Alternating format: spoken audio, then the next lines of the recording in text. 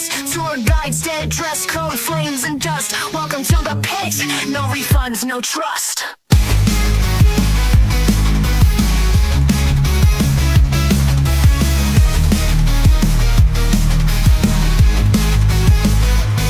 I'm stuck in limbo's all sin, but barred from grace. All the singing hymns, no heaven face. Dante's ghost just wait in empty space. They whirl on endless breeze. Paolo and Francesca's kiss, a cursed tease. All yearn for love and drop to their knees. Lucky one sludge, kiss up the fright. Cerberus snarls at every bite. They gorge, they choke, stuck day and night. Lethal anchors with scales of gold. Plutus gone, involved so cold. Hands cramped from grasping, never sold. On the swamp of wrath, all rage is loud. Filippo Argenti fights in the crowd. Fury splashes can't drown them out. Heretics burn in tombs of flame. Far in their fire, they scream his name. Locked in denial, no one's to blame. Violence, rivers boil with blood. Minotaur hunts in muddy flood. Murderers scream, there's no more good. Fraudsters hide in the snakes below. Ulysses plotting his final woe. They bite, they twist, voices echo. At the bottom says frozen hate. Lucifer chew when traitors stay. Bruce Judas locked in ice, too late. So night stops deep through rage and sin. I'd scream to flee, but I'm late again.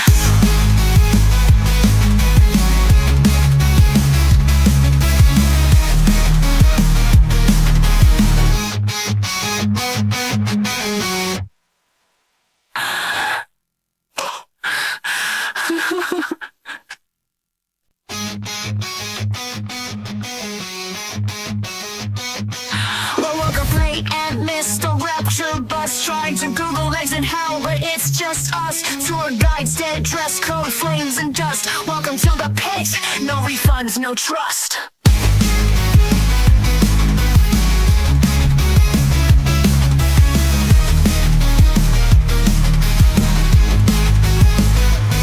I'm stuck in limbo's all sin, but barred from grace. All the singing hymns, no heaven face. Dante's ghost just wait in empty space. Here lust, they whirl on endless breeze. Paolo and Francesca's kiss, a cursed tease. All yearn for love and drop to their knees. Lucky one sludge, kiss up the fright. Cerberus snarls at every bite. They gorge, they choke, stuck day and night.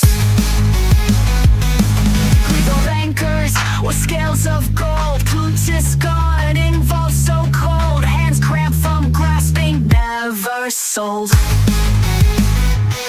On the swamp of wrath, all rage is loud. Filippo Argenti fights in the crowd. Fury splashes can't drown them out.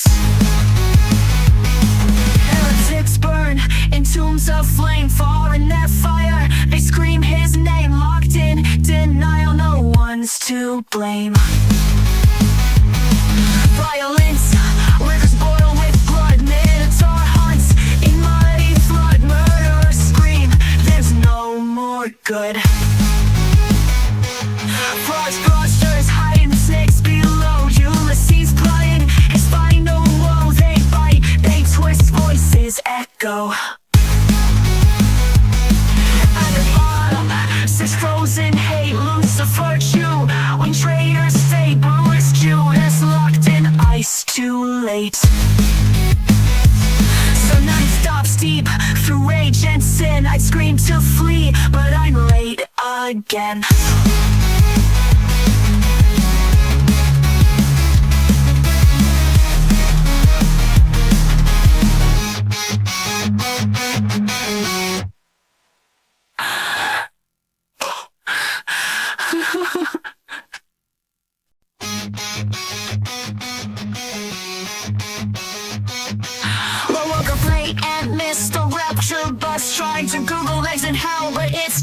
us. Tour guides, dead dress code, flames and dust. Welcome to the pit. No refunds, no trust.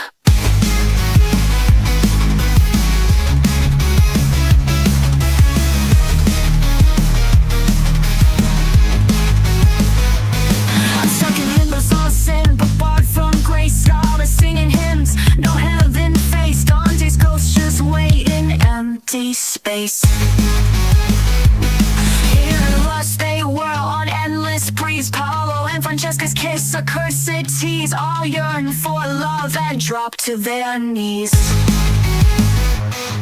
Lucky one sludge, kiss up the fright. Cerberus snarls at every bite. They gorge, they choke, stuck day and night. Lethal anchors with scales of gold. Plutus gone, involved so cold. Hands cramped from grasping, never sold.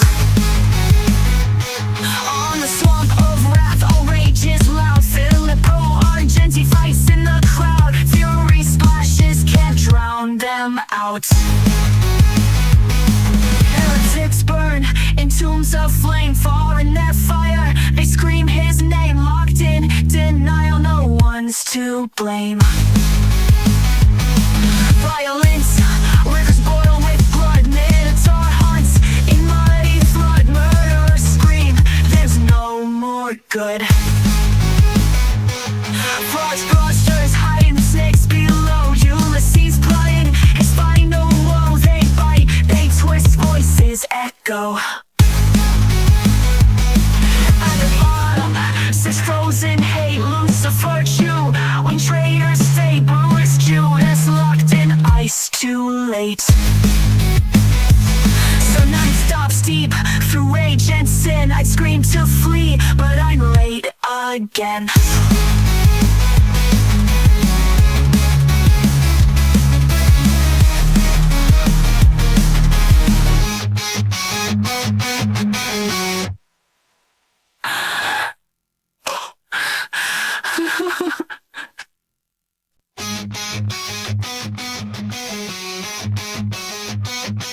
Well, woke up late and missed the rapture bus. Trying to Google legs in hell, but it's just us. Tour guides, dead dress code, flames and dust. Welcome to the pit. No refunds, no trust.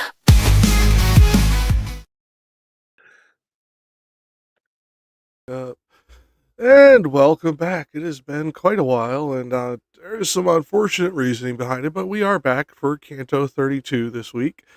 Unfortunately, we are going to be down one of our contestants from here on in. We lost our good friend Rich in the intervening time since our last episode. So, as you can see on screen, for any of you who are watching, he will remain with us in memory with his Discord profile picture. We will keep him around as best we can and do our best to fill his shoes.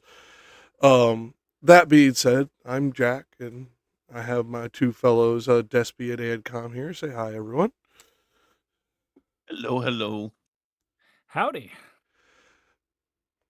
Your audio and video is desynced in Discord. What's going on? Hold on. What, my audio and video? Yeah, but it might just be me. Let me... Here, I'll just turn my camera off and turn it back on again. See if that fixes it. I was just going to reset Discord, but that works too. Yeah. Is that okay now? Or is it still desynced? It's still desynced, but I think it's Discord side because I'm noticing a slight desync on mine as well.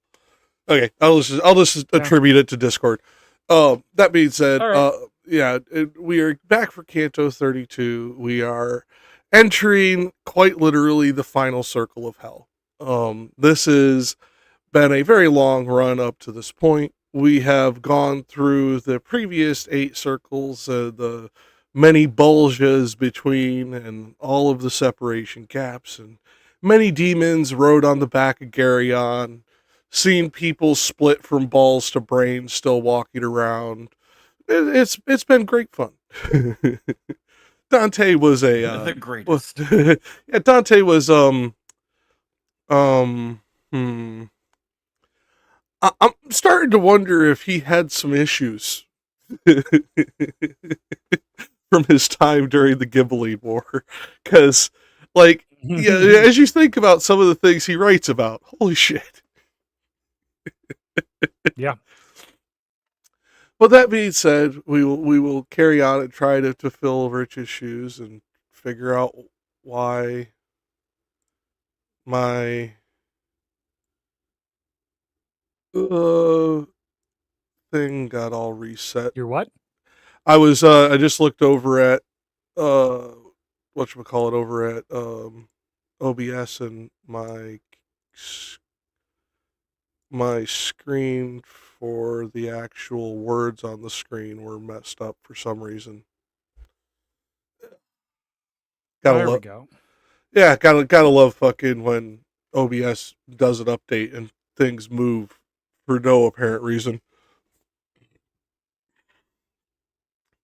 Like, I just had to resize that because it reset to full size. Like, no idea why. But, alright, so we're going to get started here in a minute on Canto 32. Overall, I would say this one is probably, and why we took so long between, because it's like, it was really hard to get the motivation up for this one. Because this is one of the ones that Rich and I were looking forward to, were the final 4 interior circles of Cocytus. Because that's where we are approaching, is the Lake Cocytus. Slight derivation from its original mythological roots as a river, but close enough for government work. It's a body of water. Yeah. And as we get into this one, we will come to find, and I will not spoil the order, but we will come to find that these final circles that we are going to be passing through are named after historical figures. And the particular types of sins and contrapassos that we are going to see are going to be directly attributable and attributed to these historical figures in some way, either through mythology or through history. I would almost say this is like leitmotif, like German like motif style out of music. The way he does the thematic structure of this particular area of hell. Like, we have seen contrapassos before, obviously, but the contrapassos here are even more theotic in nature. The names of the locations are specifically to aid in telling the story. The names of the people chosen, again, are specifically included to aid in telling the story. And the people may or may not have ever actually existed, except for one which we know existed, because of the way that they are named. This is one of these classic ancient mythological storytelling tools that really get missed. You will see this, for example, in the allegorical tale of Sodom and Gomorrah in the Bible. Sodom and Gomorrah, when you translate them from their original root language, literally means fiery sky. Tell me that's not specifically in there to tell the story of what Sodom and Gomorrah happens later. Like, this is just something the ancient Near East did in their mythology. And honestly, a lot of other cultures did too, but very, very heavily in this area of the world. Yep. So, like I said, I do say I am sorry that we will not have our smartest member here to help us through this section, but we will carry on as best we can. Okay, and I will do my best to fill his shoes and take on Jack when talking about specifically the Catholic Church. Let's be honest, even he didn't defend those assholes most of the time. Right, but yeah, for argument's sake, yes. I'll get us started to. First of all, get back in the habit of fucking reading out loud again. If I had, are there any limit? I was going to ask, are there any lamentations? Not in this section. Not in this section. Okay, but we do have a babo, so it works. Oh, okay.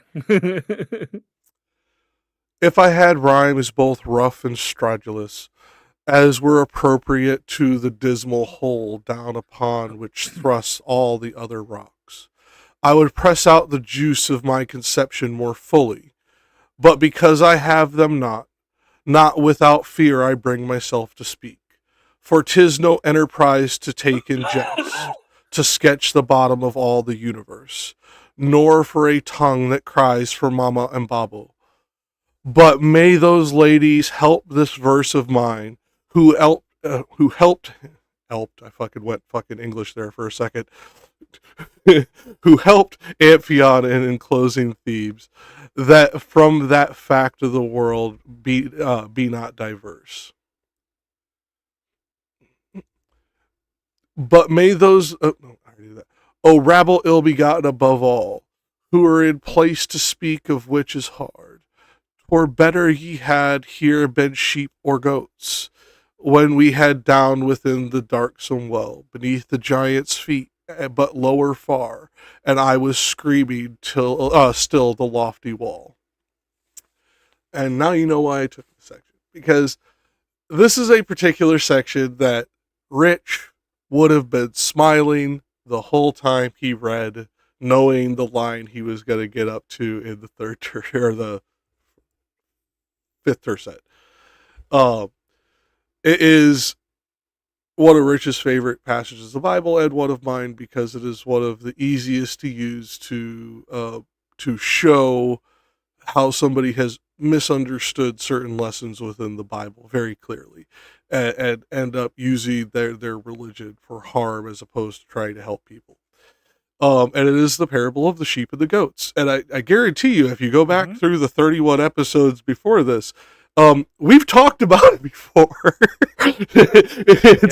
It's not uncommon, but it is specifically poignant to bring up here.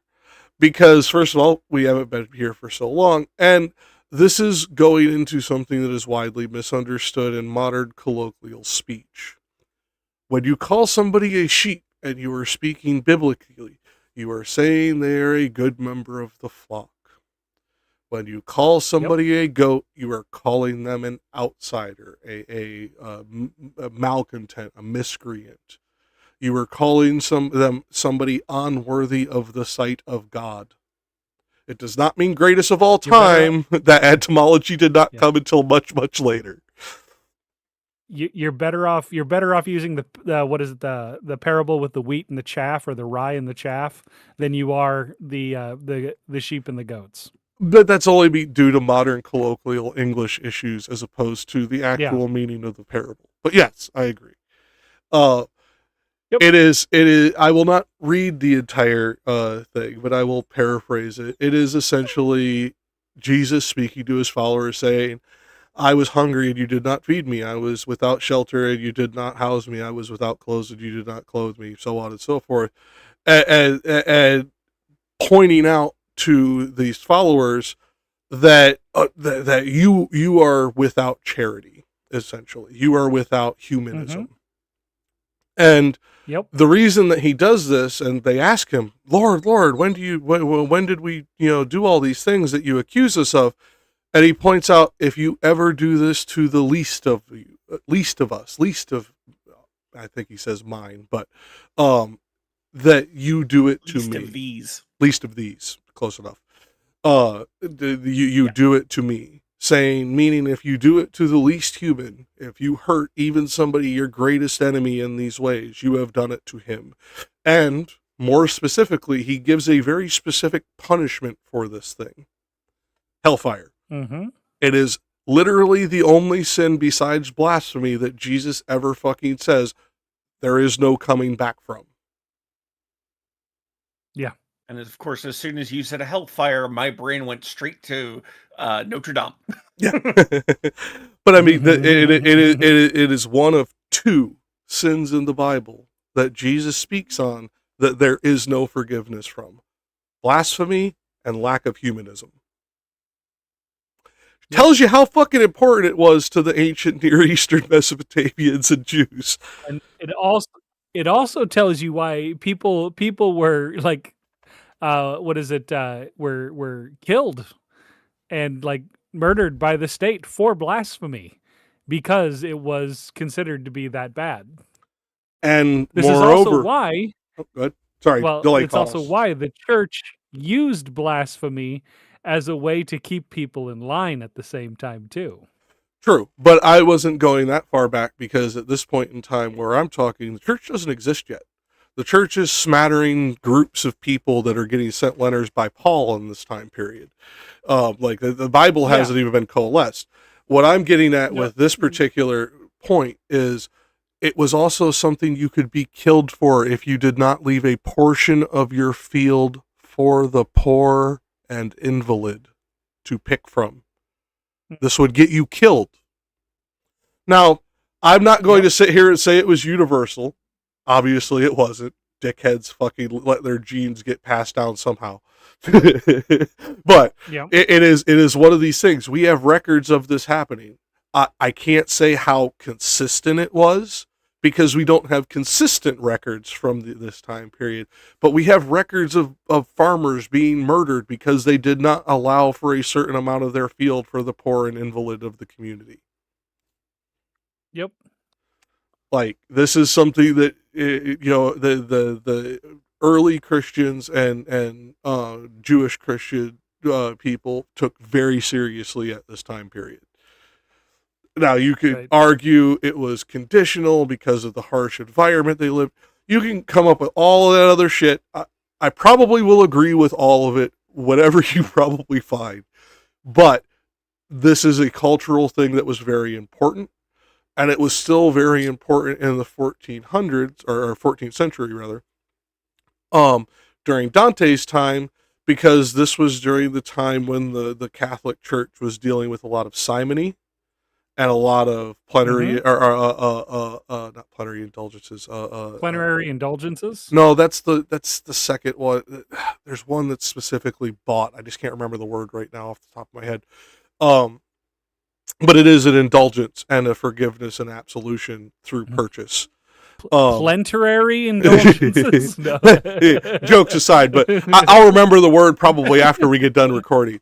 But this was a very serious time within the Catholic Church where this is a very big thing that is corrupting many cultures surrounding the Catholic Church. And considering fucking Dante lived directly under the Roman rule of the Vatican based on where he lived in the world, this is something that would have been beat into his head since childhood.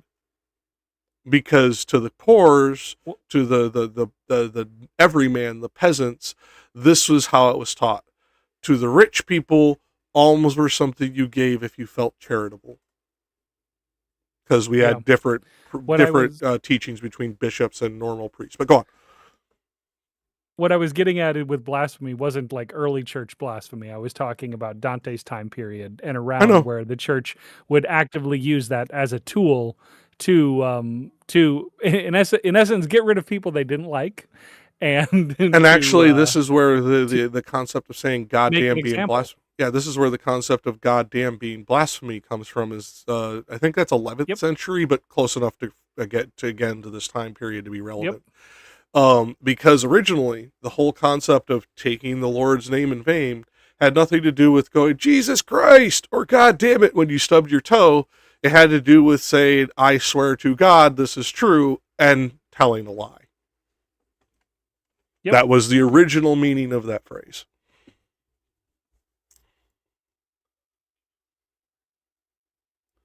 Make sure this is lining up on screen. Okay, it's not. Let's shrink it down a little bit. So, okay. Okay. So, now that I got that lined up, okay, so the reason that I stopped here again is because Rich would have been smiling, and he would have done a far better job and a far more articulate job than we did because he loved this particular section so well. It's in Matthew for any of you who probably have been here for another 45 minutes to an hour. And loved every second of it. But it's in Matthew 25 for any of you who want to go read it for yourself. I believe it's 31 to 46. it is one of the most angry passages of the red letter section of the Bible. It is one of the times where you see Jesus angry based on, and this is going back to the Greek, and this is why I really, really wish we had our Greek speakers still, because Rich would be able to explain this better. In Greek, the particular nominal word usage that he chooses to condemn his followers with during this passage, there is no other way to take it. There is no double meaning. He chose very specific words in the Greek that can only mean you fucked up, Ron. Like it's pretty much how this is. There is no other way to read this than if you do this, you are not of me. It is very exclusionary, angry language that he uses against his followers.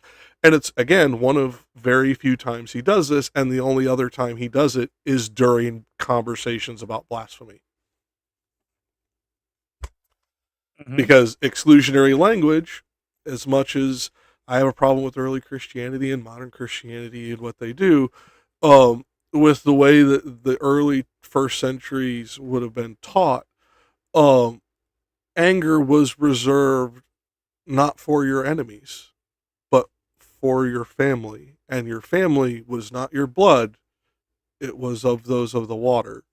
Because in this time period, you are meant to take the church over everyone in your family at all times. Yep. And it is one of the holdovers from late Judaism, early Jewish Christendom. Yep. So it's one of these things where it is very, very important. And I believe, I cannot confirm this because he does not reflect on it in De Monarchia or any of his other works, but I have the feeling, essentially, this was Dante's way of saying we need to change what we're doing it wrong, to the aristocrats who would end up reading his work. Because he was trying to bring attention to, we've been through this before, why are we making this mistake again? Yep.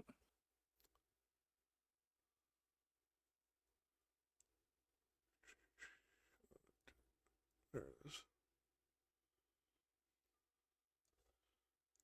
Are we at where at I turned? Yeah, I'm just, oh, god damn it. Trying to make this line up, but it's not. I'll be messing with OBS, but you could read from, yeah, we're at that point, and looks like we'll go down to, shit, no, we'll have to stop before that line, because otherwise it goes on for a lot longer. Yeah, we'll stop at mingled, because otherwise you have to go on for a lot longer. Do you want me to read, or Ancom, would you like to read this? Up to you guys. You can go ahead and read this one. I'll take the next one. Okay, sounds good. Whereat I turned me round and saw before me and underfoot a lake, that from the frost the semblance had of glass and not of water. So thick a veil near made upon its current, in winter time Danube in Austria, nor there beneath the frigid sky the dawn, as there was here, so that if Tambernick? That's how I would have said it too, so like I don't know if it's correct. Tambernick had fallen upon it, or Pietrapana, in at the edge, would not have given a creak. And as to croak, the frog doth place himself, with muzzle out of water, when he's dreaming of gleaning oftentimes the pleasant girl, livid as far down as where... Peasant girl. Livid as far down as where shame appears, where the disconsolate shades within the ice set their teeth onto the note of storks. Each one his countenance held, downward bent, from mouth of cold, from eyes the doleful heart, among them witness of itself procures.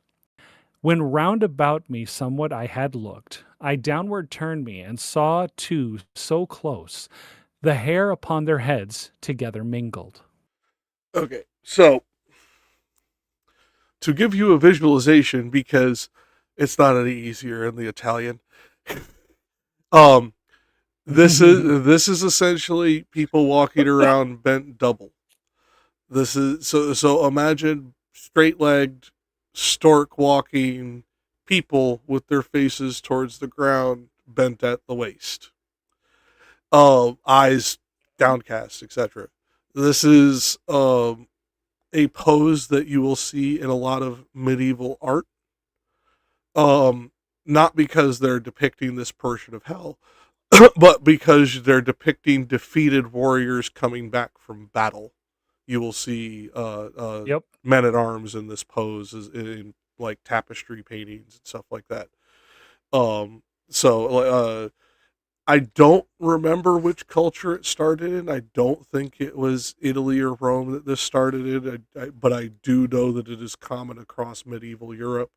Because you will even see this in art around the Battle of Algernon. So Algernon is definitely separated from this work and this culture fairly heavily, being French, but you will even see it in artwork based on the defeat there. It is one of these. I don't understand the cultural reasoning because I'm not a medievalist, and this seems like something that is very specific to this time period, because you do not see it at this time period and this region. Because you do not see it in artwork from the Near East or Far East at any time period. And the only other place I know of this artwork having similar representation has influence from this region in this time period, which is North Africa.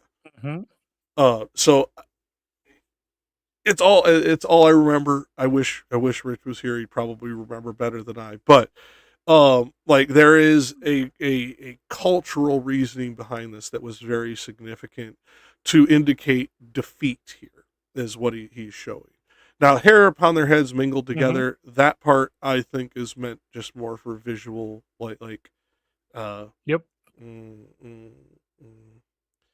surrealism, because as we have been pointing out, as we have descended through the layers, it gets more and more unreal the deeper we get.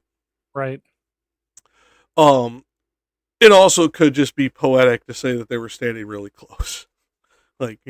It's at this point it's hard to tell with Dante. Yep. But well, see, my thing is that when you say mingled together, the hair upon their heads mingled together, I'm thinking more of their hair is in giant mats. Not necessarily mingled with other people, but it's just there's giant mats of hair that are just stuck. Well, I would normally take it as that if I read that particular line in isolation, but the line above it is what makes me say two people standing so close together that you can't tell where one end and the other begins, and saw two so close, the hair upon their heads mingled or together mingled. That's the only reason I associated it with crowding proximity as opposed to filth and. So are we trying to say that human centipede wasn't an original idea? I mean, if we're being technical, no. Galen, one of our fathers of modern medicine, in fact, Galen's artwork of dissection of humans was used for a very, very long time in medicine. Galen had a thought that the waste that came out could be recycled. So maybe there's something I don't know about in between Galen and Human Centipede that connects them, but a soylent brown, if you will. Yeah. Oh God. And after I just had a chocolate soylent for breakfast. Fucking hell. You're welcome. They should have never named a drink company after that fucking portion of the movie. They should have done it. That's the thing, is they didn't name it after the movie. Like, they had to know it existed, but they named it that because it's primarily soy and lentils that make up the base of the product. I have no idea how they fucking got that past anyone. Hey, if I was that company, all of my drinks would have come in green. You'd have dark green, light green, like forest green. It would only be green colors, like for the bottles. They'd have different flavors, but it would just be green bottles. Oh, well, but it's not just that. It's also, like, I don't believe them. I do not believe them. We didn't name it after the movie, motherfucker. Soy and lent was involved in Soylent Green too. Just the primary fucking thing was people. Like, so, come on. Like, that is not an excuse. They explained it as like being algae. It is, but at the same time, like, it is also mass amounts of soy and lentil used in the processing. Like, it was there for the whole time, like, because it's a simple amalgam word. Like, I'm sure they weren't expecting the world. When they wrote that movie, I doubt they expected everybody to eat a shit ton of lentils and soy, Ancom. At that time, like, most of the world still had a primary meat diet unless you lived in a vegetarian country. Like, come on. Like, I very seriously doubt he predicted the health food craze and that our culture would fucking make fun of soy people enough that soy lent would then become a second onomatopoeia later. Oh, jeez. Fair. Come on, man. Like, I just don't believe they could. I bet they even convinced themselves that they didn't name it after the fucking movie, but I don't believe them. Just because, like, no, especially not in America or any part of the English-speaking world. We have been making jokes about Soylent Green since the fucking book and movies both came out. No, that is too culturally normative for them not to have. Sorry. It just doesn't make any sense. No, I got you. That'd be like somebody from like the early 2000s not saying that stupid cray shit. Like, no, it didn't happen. I've got a perfect idea. I want to start a business, and what we do is we fix drafts and houses, and I'm just going to call my company Ghostbusters. The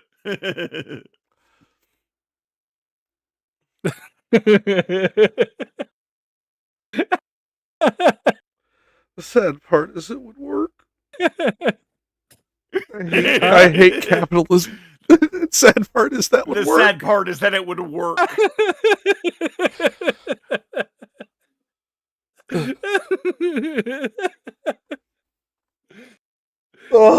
We're just going to have our motto be, "Who ya gonna call?"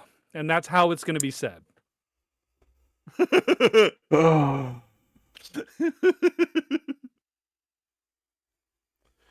Okay, so now going back to the text, because god damn it. No, but the other thing about this is the way that they are crowding is also poignant, because the deeper in hell that we have gotten, the more crowded each one has become.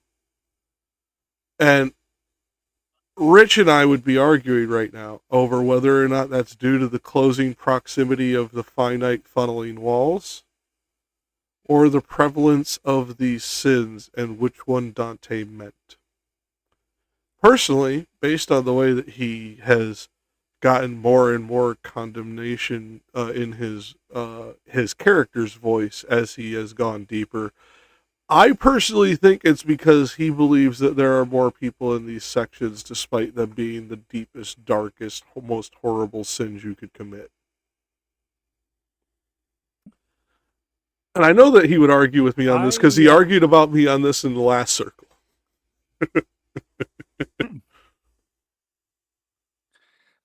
I think it's kind of I'm not going to take the crazy liberal position, but I'm going to take the crazy liberal position. I think it's both. I think it's him basically saying that there's a lot of people down here, but there's more and it's an enclosed space, but there's more people down here than you think there are. I mean, he could be doing the double meaning. He didn't give me that impression based on wording. Because checking the Italian, I don't understand the Italian well, but it doesn't have the right Latin roots to be ambiguous like that, in my opinion. But 14th century Italian had a lot more fluidity to these words than Latin did, so I could be wrong. Mm-hmm. And more specifically, I know ecclesiastical Latin, not vulgar or vulgate Latin. Yeah. So. But the other thing I wanted to say with this is that like we're also not only is his condemnations getting more prevalent, but it's almost as if his madness is getting worse. See, I would argue he isn't mad. In the story, not. I know what you're saying. I would argue. I don't think it's. He is mad.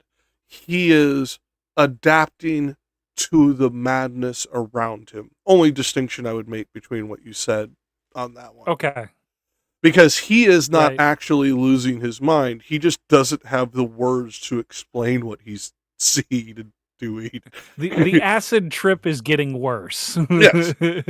Yeah, because they make it a point later, this is several weeks from now when we get into Purgatorio, they make a point to bring up the soundness of his mind through this. So I don't think that Dante the author or Dante the narrator is trying to say Dante the character is becoming more mad. He is just finding the words. See what I mean? But other than that, that kind of tracks. Yeah. I just don't know if he would have meant both too crowded because of space and too crowded because of too many people. And at least based on my reading, and Ancom could probably go check it in the Italian, but at least based on my reading, it doesn't read like it's going to be one or the other. I just don't know which it would be. I couldn't argue definitively it would be one or the other, but I think it is one or the other. I couldn't argue for either position definitively, but I think it is mutually exclusive in this case. Yep. Just because, again, Dante has been very careful to keep these three voices separated. And the two voices that are external to hell have remained consistent, that the one in hell somehow is just tanking this shit like he's on God mode.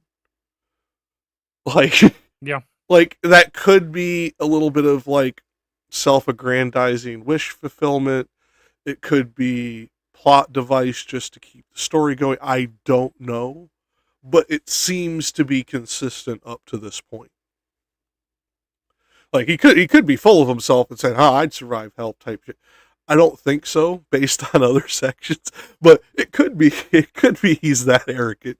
More than likely to me, it just seems more like he is trying to say that the intercessory prayer by Beatrice through Mary and the angels to Virgil and Dante has protected him from the madness around him. Right. Because again, motherfucker deifies Beatrice this whole time. like that hasn't stopped yet. Yep. That doesn't happen till later again. Oh, we're gonna miss you, Rich. But all right, Ancom. Barbie, what are you doing? Yep. Remind me where I'm starting. Oh! Hold up. Let me get the. Ye who so strain. Let me get the ham bone up here. It's after mingled. Okay. Yep. My co-host. Let me get her some light so the camera can see her. Okay. And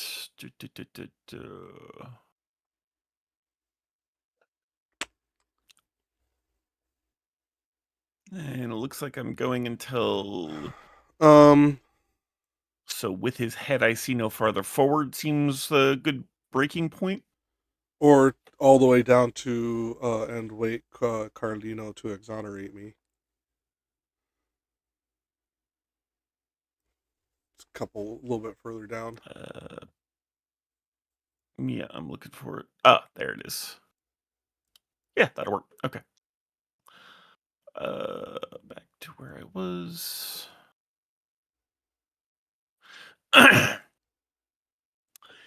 Ye who so strain your breasts together, tell me, I said, who are you? And they bent their necks, and when to me their faces they had lifted, their eyes, which first were only moist within, gushed o'er the eyelids, and the frost congealed, the tears between and locked them up again. Clamp never bound together wood with wood so strongly, whereat they, like two he-goats, butted together, with so much wrath o'ercame them. And one who had by reason of the cold lost both ears, still with his visage downward, said, Why dost thou mirror thyself in us? If thou desire to know who we are, the valley whence Becenzio descends belonged to them and their father Albert. They from the one body came, and all Caina thou shalt search through, and thou shalt find not a Find a shade. Not find a shade. There we go. Find a shade. Yeah. And thou shalt not find a shade more worthy to be fixed in gelatin. Not he in whom were broken breast and shadow at one and the same time blow by Arthur's hand, focaccia not he whom me encumbers. So with his head I see no farther forward, and bore the name of Sasso Mascarioni. Well knowest thou who he was, if thou art Tuscan, and that thou put me not to further speech. Know that I Commision de Pazia was, and wait Carlino to exonerate me. Okay, That last so name, Commission. I'm not sure about that one. Based on the Commission de Pazia, I think would. Well, but based on it being the Pazzi, I would say it's Northern Italian, and therefore closer to the Piedmont French Italian interface. Just because the Pazzi it would flow more naturally off the tongue. It just seems like it. I could be totally wrong. I'd actually have to check where the person is from to make sure I'm right, and the name isn't a Theodicy, as we put it, as we were talking about earlier. Yep.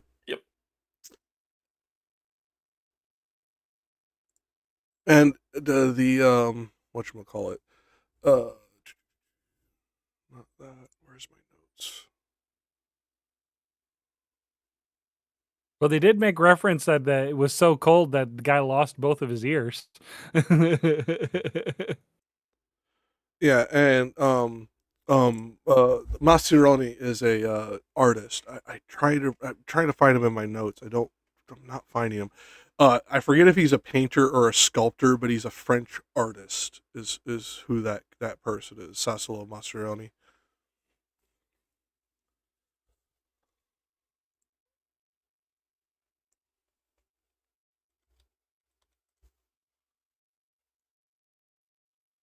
And in gelatin.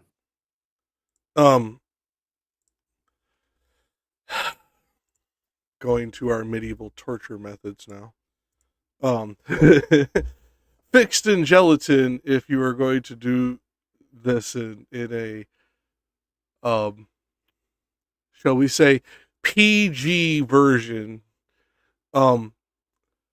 Remember what the Japanese would do to certain gaijin who landed on their shores in the 1500s with the big pot? Yeah, well, it depends. Were they rich or were they poor? Because if they were rich, they'd use oil, and if they were poor, they'd use water. The ones that would turn the person into concrete, essentially, and they'd have to throw the pot out. I don't remember. I don't remember if that was the oil or the water, but that. Pretty sure it's the oil. Yeah, that. That's essentially what they're talking about doing to somebody is, I'm not going to go into description because my YouTube channel will get taken down, even if I try to do it in a PG version. But just think somebody overcooking the carcass of a chicken trying to make stock, and you'll get the gist. Yeah. Except it's not a chicken. Yes, except it's not a chicken.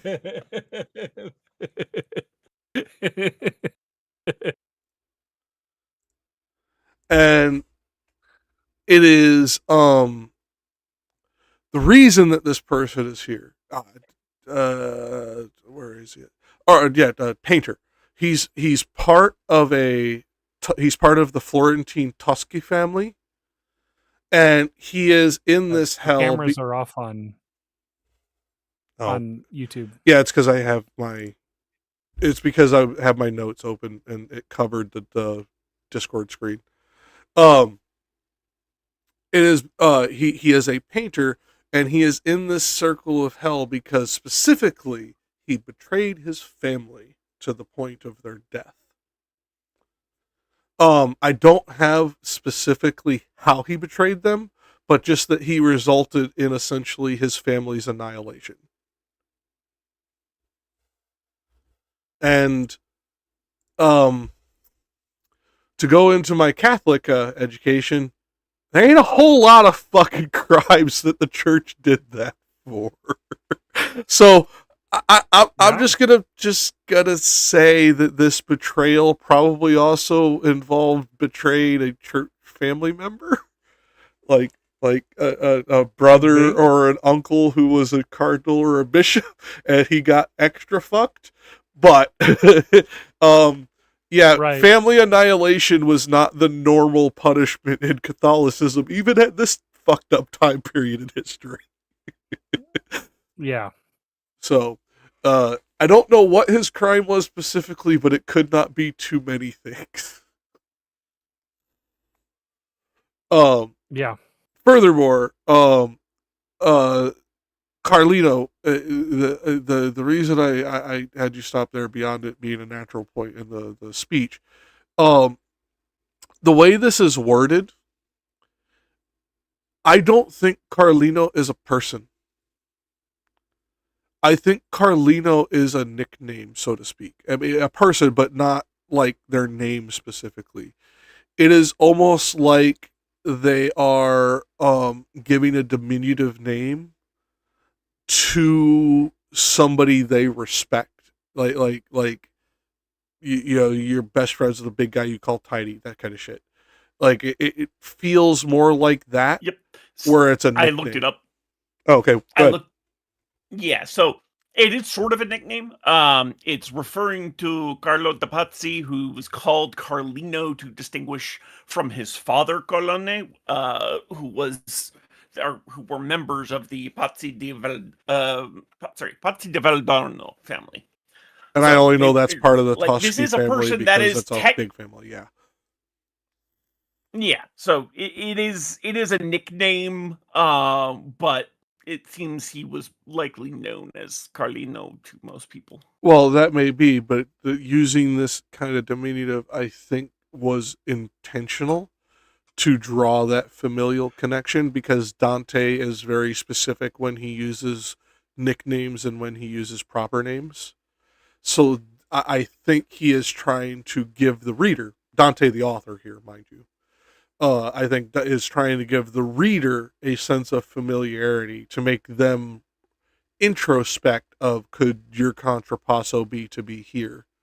Have you betrayed your family, Carlino, so to speak? You know, the proverbial Fredo line nowadays in Italian Americans, because of Godfather. Never fucking understand that one, honestly. Like, I love the Godfather movie, but I will never understand how Godfather the movie affects Italian American culture more than fucking Italy. I don't get that. But that's beside the point.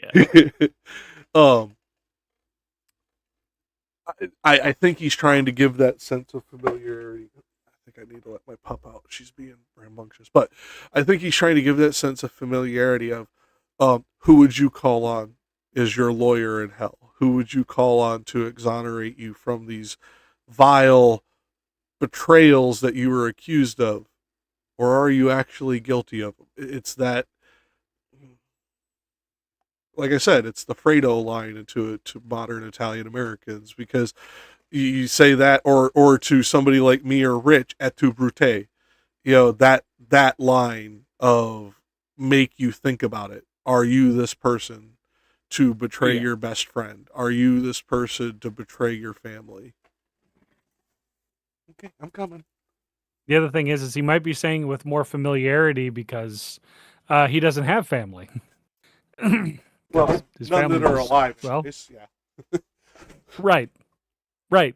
But I mean that could be the thing. The only thing that he can think of to do, because he knows that his own family, had they been his lawyer in hell, would tell him to rot. He's reaching out to the only person he can possibly consider quote unquote family that's not family.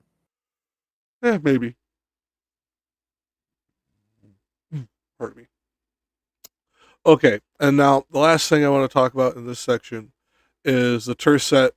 They from one body came, and all Caina thou shalt search through, and shalt not find a shade more worthy to be fixed in gelatine. We talked about what that meant as a punishment, but I'm now going back to the first line of it, of all Caina. This is a region of Italy, obviously, but this is one of the more populous regions of common folk in Italy. So think of this like Chicago. Yeah. Like for like America. Like, and I don't mean Chicagoland like the main downtown area. I mean that fucking sprawling, fucking infected boil of suburbs that surrounds it for like 50 fucking miles, to where it just, an overhead view of that fucking city is fucking hellscape. Like, that is the type of area. You mean like right around Wrigley Field? No, I'm talking more like, and you'll know this. You'll know this from Minnesota, like the tenant farmer extreme micro acreage farming areas around the border between Minnesota and Wisconsin. Yeah. That type of, it's rural, but you could throw your fucking neighbor a roll of toilet paper in the morning if you had to, type of rural. Right. And I know that sounds really weird. You could hand them, hand it window to window. Yeah.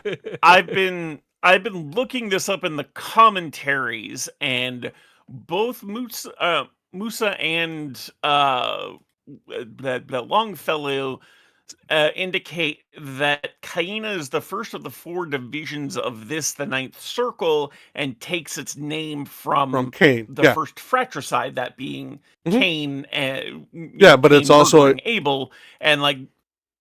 But also remember Dante's intentional I'm not seeing double any meaning. indication from.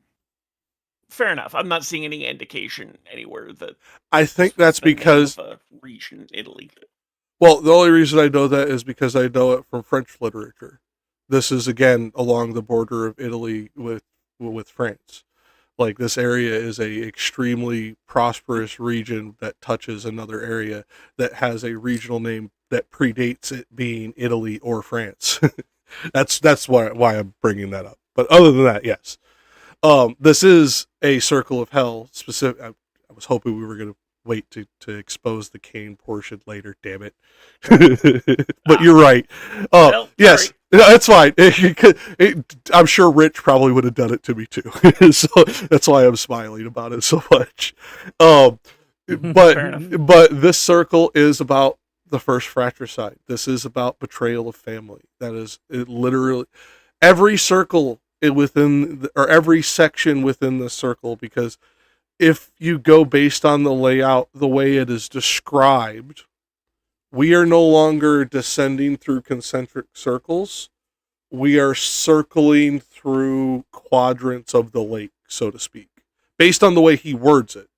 The way it's drawn in art, it's still concentric circles. I don't know which one's more accurate to what Dante thought, but the way he words this, it's like we're walking around Satan and this lake to get towards the center, not because of going through concentric circles, but we're walking along a shore that comes to a peninsula.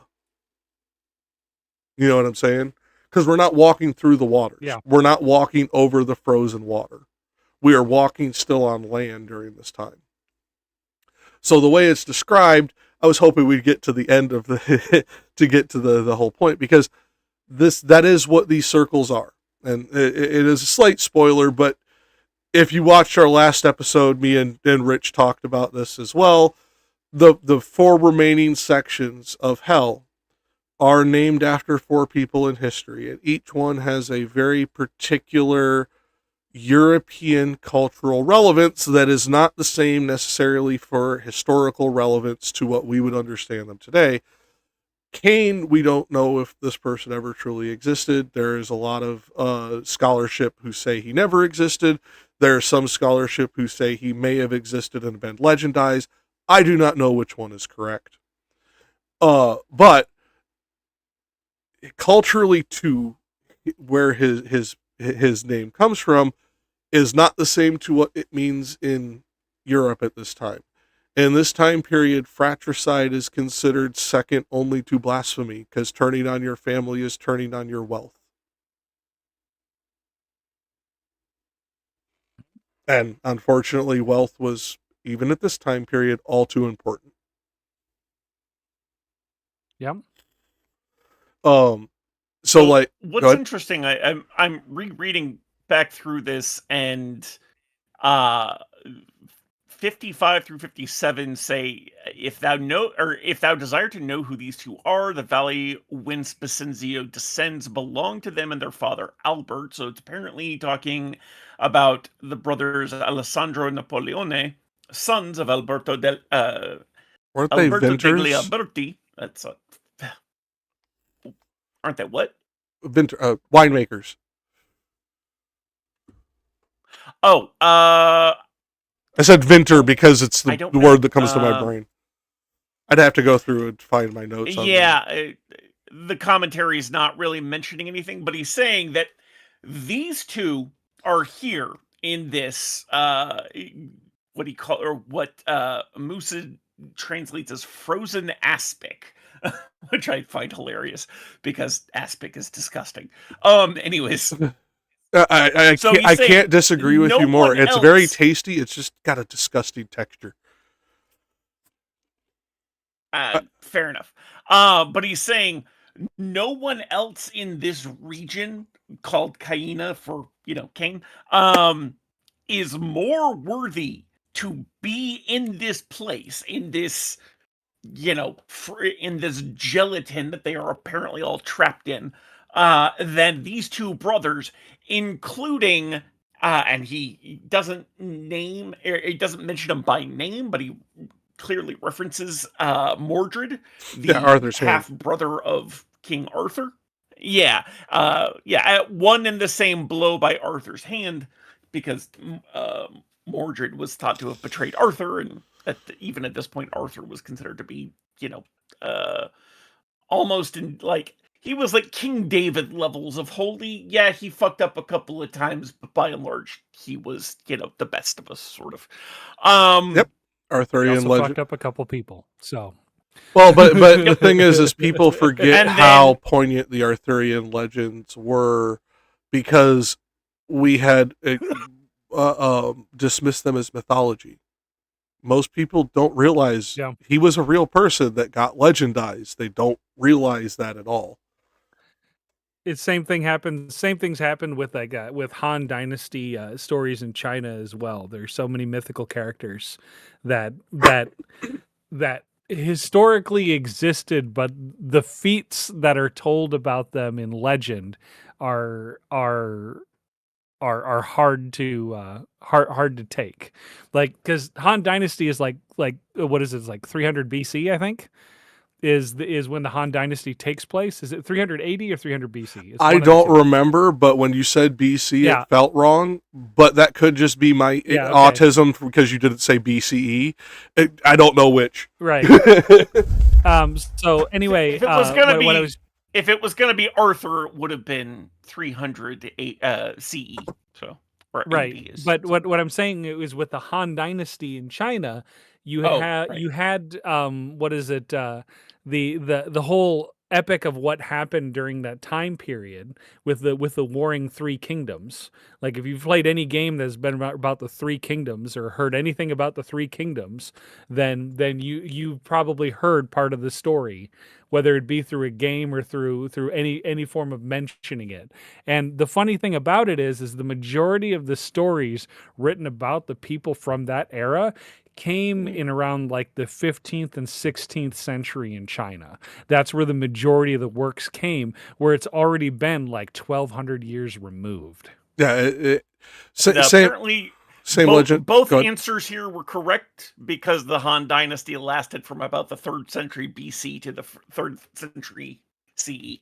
So, Okay. So it was just my BCE thing kicking it. Okay. Because I was like, it sounds wrong, but I don't know why. That being said, yes, we have, at least in the West, made the mistake of legendizing to the point of mythic proportions, to the point where we have dismissed certain historic figures as mythology, and believe certain mythological figures as history. It has really messed us up. Whereas, they legendize the fuck out of people in the East. This is not me saying that you guys are immune from it. One of the things you guys seem to be immune from is making that mistake. You legendize real people. Like, there's even certain archaeological evidence that Amaterasu may have been a real woman at some point, that later got turned into a house god, that got turned into a full god. Yeah. That then later got turned into a Stargate character. and a Naruto move. But it's just like, I mean, go ahead. Sorry, delay caught us.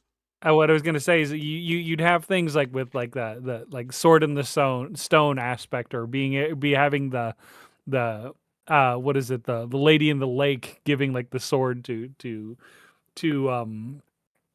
Arthur as part of the legend and myth, whereas like in Chinese mythology, you'll have it where somebody walked onto the battlefield, was surrounded, they swung their sword once and cut 15 people in half. Yeah.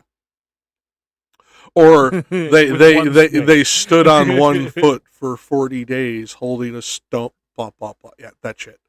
Yeah, it's legendized ancestor worship, as opposed to deific ancestor worship.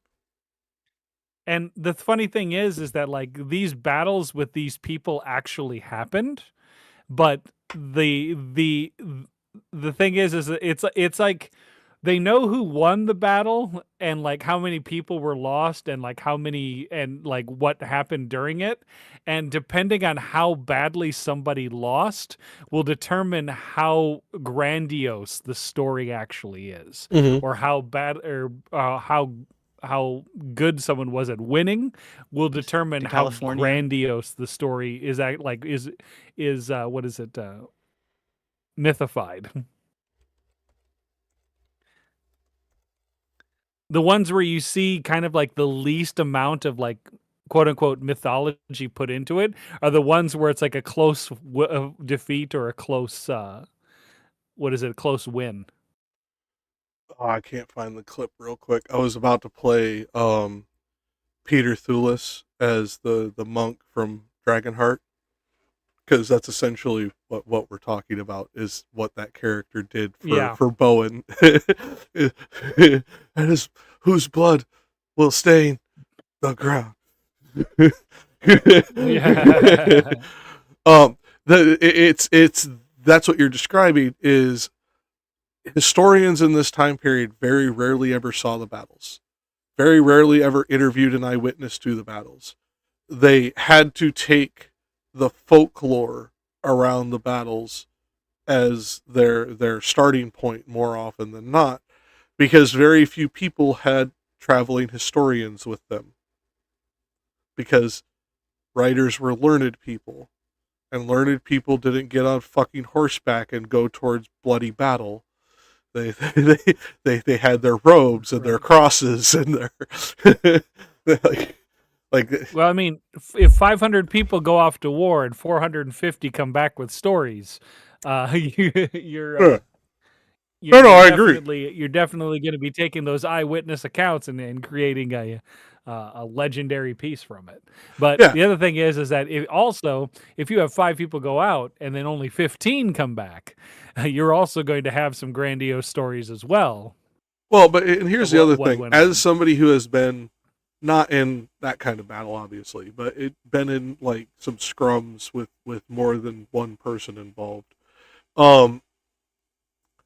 there are times where it can look like somebody does like some crazy shit where they don't mean to, but as they're drawing back to punch a motherfucker in front of them, their elbow catches 3 people on the way back, and now they just took out 4 people with one swing. They had no fucking intention of doing that shit.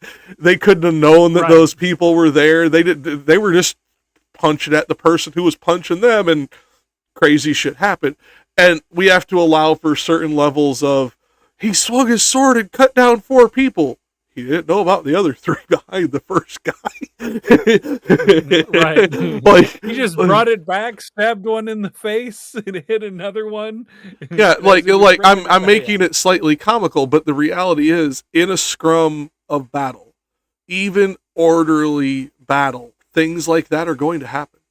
Like, it's just the way of lots of people with short, pointy things very close to each other. Like, there's a reason we don't march with bayonets on our rifles. I'm just saying.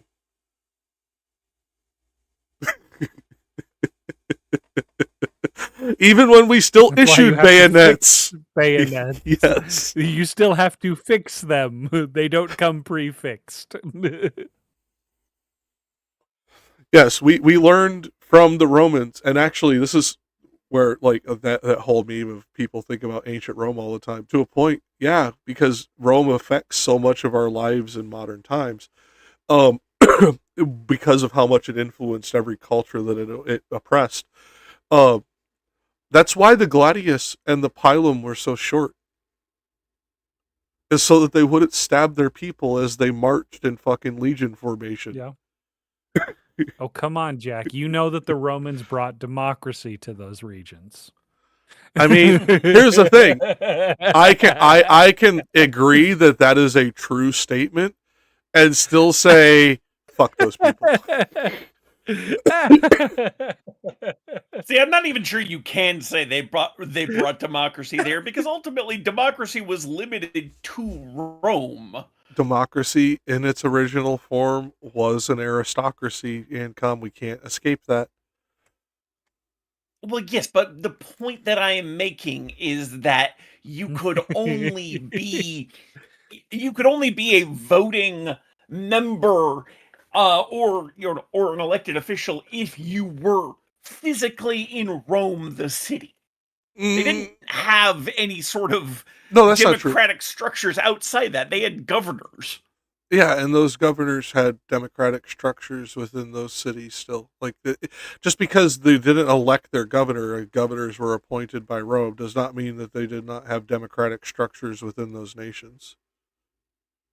Like, we because Okay. you have to remember, like, their like Capua had its own senate and their own senators, even though they were so close to Rome. And and just to be technical, when Rome takes something over, it becomes Roman. So Yeah. you could say that area is now Rome after they take it over. Well, yeah, but no, he's talking about the actual Roma. No, even he's talking to even the Roma city state. But the thing is, even they wouldn't have called it or like declared it to be part of Rome. Yeah, they would have. They had a very it was Roman. There it was not Roman Rome. and Roman controlled. Yeah, it was Roman. It was not Rome. Yeah, it's not like you can't use a double meaning, especially here when I'm in Japan. Yeah. I'm told that I'm a teacher and I have to behave like a teacher. But then when something a teacher benefits a teacher, well, you're not a teacher, so you can't participate in that. I can see the Romans doing something similar where they're saying, yeah, you are Rome. Yeah. But you're not Rome. No, you are Roman. You are not Rome. This is really what it is. Right. Because in the original, I know, but my point is in the original form of democracy, like people like talk about it like it's this fucking miracle drug that cures everything. It's not. It is a good thing. This is not me like shitting on it, but its original formation was rich fucks controlling poor fucks. It's how it started. They're too stupid to know what's best for them. They'll vote us in to do it for them, and that's where like a lot of that same kind of like viciousness and apprehension against this kind of representative government still to this day. I'm smarter than the people that get elected. How many times have you heard somebody fucking say that shit? I've fucking said it. We've all fucking said it at some point with some politician. Right. There are few that are right, though. I know. No, but more my point is this, but it stems from this. There are certain levels to representative democracy that doesn't work effectively without weighting certain statistics. For example, landowners. Well, now you just gave them a fucking incentive to steal land. Like, senators. Now you just gave them a fucking incentive to be duplicitous fucks to get elected. So on, so forth. Like, no matter who you restrict the fucking vote to, it creates a goddamn problem. And we only know that because we weighted the statistics throughout all the democracies of history and go, yeah, one man, one vote's really the only way this shit can work and not fuck everyone. That being said, to further like just reinforce my anarchist friend over here, like democracy was the original capitalism in its day for controlling the masses. It was the answer outside of religion. Yep. Religion just happened to win that war for control in the grand scheme of things for a very long time, but that's what democracy was how do we control the masses who aren't here? Give them the illusion of their own control. And I mean, it killed Athens, it killed Rome. I mean, this is not a new thing in history. Like, we could go through every failed democracy in fucking history. It always comes back to this same thing of the representatives stopped representing. They gave them the illusion of choice. Yep. Bread and circuses, to bring it back to Rome. Now, that being said, the reason that I digress so far on this is because, as we kind of spoiled and pointed out, this is the circle of Cain. This is very specifically about family fratricide from anger or spite. Who can you hate more than the person you loved more before they betrayed you? Is the lesson to be learned here. At least in my eyes, that is the lesson Dante is trying to teach. For those of you in the audience who didn't get bored by our digression, I would highly recommend not Musa or Sayers or shit Mendelbaum. No, Mendelbaum for this section. I would recommend reading Ciardi's commentary, because while Longfellow is read more, Ciardi is cited more in scholarly papers on this canto.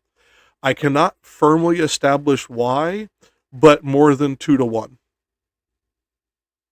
No understanding as to why the scholarship favors it so heavily on this one, but it does, which means more than likely your teacher does as well. So take that to heart.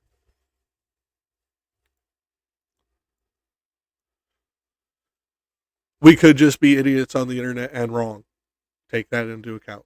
Like we are learned on these things to a point, but we are not experts. We are doing this more as a aid to students, because this is definitely stuff that an undergrad, if you cover this, they will cover. But we're definitely not trying to say we could compete with the actual scholars on their expertise as to why they do this or that. I will say you probably won't have any professor talking about human centipede, but I don't know. Depends on how hippy dippy they are. Like, I could absolutely see some fucking guy trying to like approach his students with some fucking like story like that to shock their attention. I could see it. I don't think it would go over well, but I could see it. I can see it, but I wonder if it's something that's like relevant to Gen Z and Gen Alpha, though. Like if it's lost to time because of its age. I hope so, because they did a second and third of them, just so you know. And in the second and third one, straight to DVD. I don't remember. I think one of them went to theater. But the second and third one, in the second one, the first one is a movie in the universe of the second one, and they're trying to recreate the movie. And in the third one, those are it's Inception fucking all the way down centipede. It's so I don't know if it's still relevant. The third one is human millipede. No, I don't know. It may still be relevant. Like, think about it. You're essentially like what would be considered a '90s kid by the nomenclature. We all thought Highlander died after the show. They had like 2 spin-off shows and like 4 more fucking movies. Yeah. It's that same kind of thing. It may still be relevant to these kids. I have no clue. For all I know, there's a Human Centipede 5 by now. I stopped paying attention when the second one came out in the first place. I was like, oh, I don't know. There's at least 5 or 6 Sharknadoes, so there's over 10. There's over 10? Mm-hmm. Man, they're competing with The Land Before Time. The only reason I know that is because Ian Zelen, I can never fucking pronounce his last name. The guy from fucking 90210 that's in all of them. He has more than 10 Sharknado credits. On his IMDb. I have never actually watched a full Sharknado movie, but it seems like, how to describe it?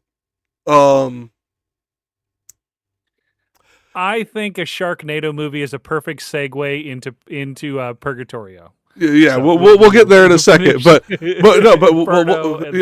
we'll get there.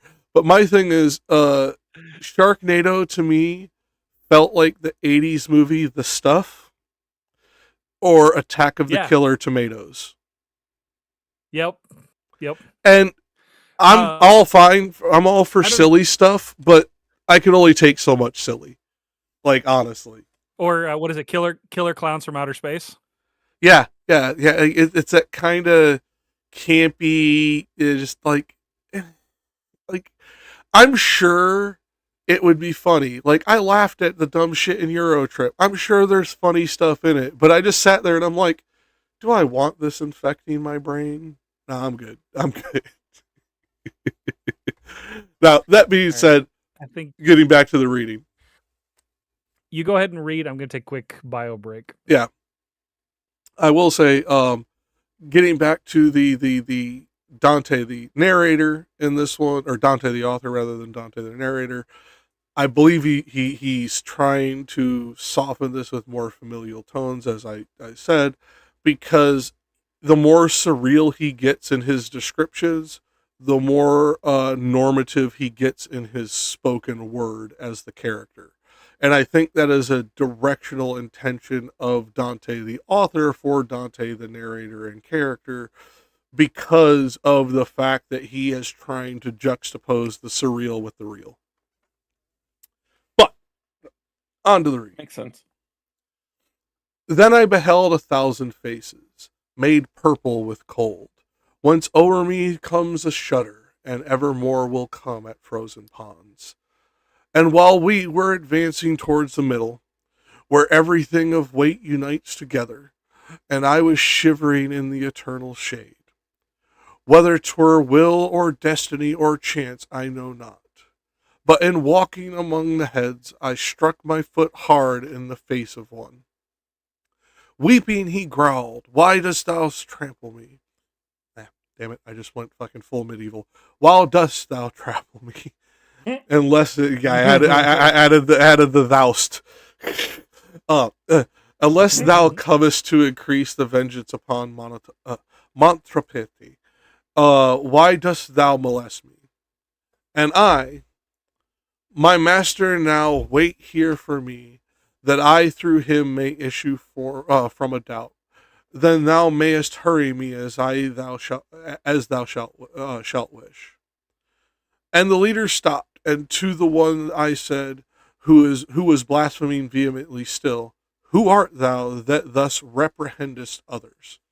Okay, so this gives a very, very specific kind of mental image that I think is going to, again, kind of be overlooked in the just surrealness of the environment. They're walking on people's faces and heads and shit, and the only reason he realized that is he accidentally stubbed his toe on this one's face. Picture that, as you do, for a second.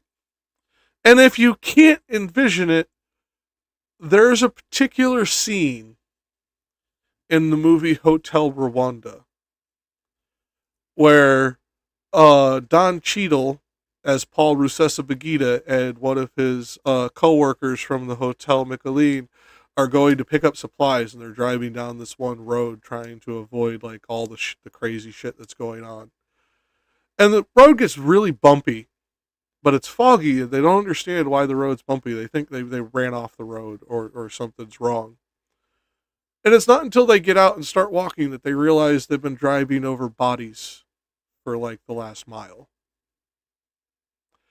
That's the surrealness of what is happening here, is you have been walking on people's heads and didn't realize it until you kicked a motherfucker in the face and he started yelling at you.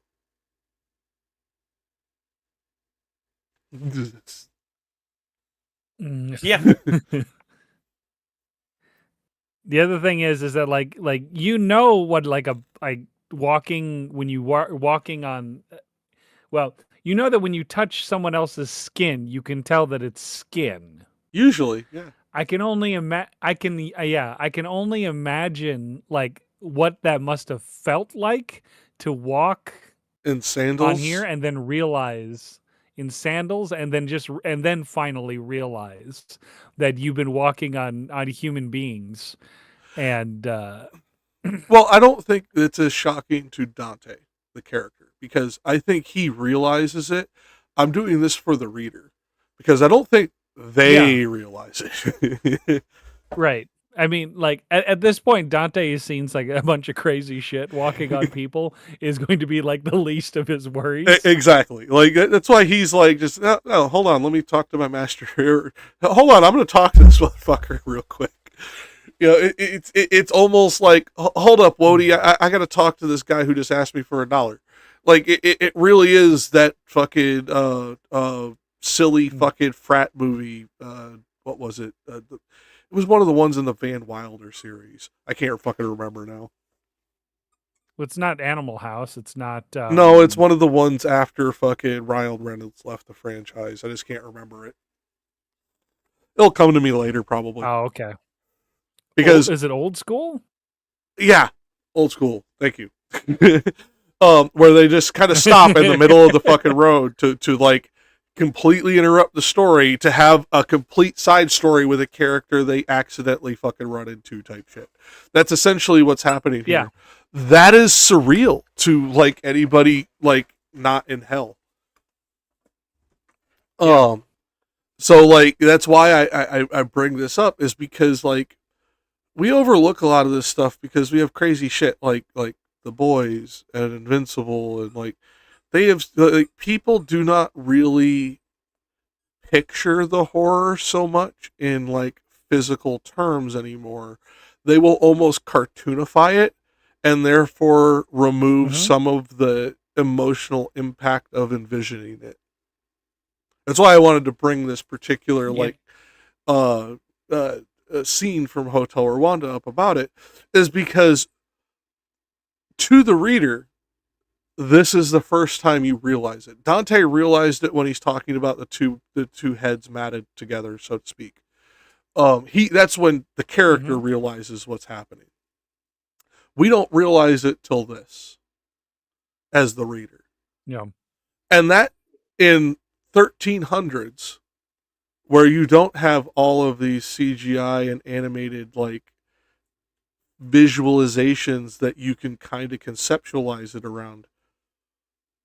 Just picture this. This is could be your neighbors. You could literally run across somebody from your own life in this circle. So on and so forth. And that is what Dante is getting to his readers, who at this time are almost all Catholic. Yep. So like this is that existential dread he is trying to put into you as a reader. And I want you to kind of experience that as we read through it, because like we're using kind of grandiose old-timey language, and that kind of removes you from the horror of what's being expressed. This is meant to be traumatic to the reader. This is meant to make you question reality of, oh fuck, who may I step on if I were Dante in this situation?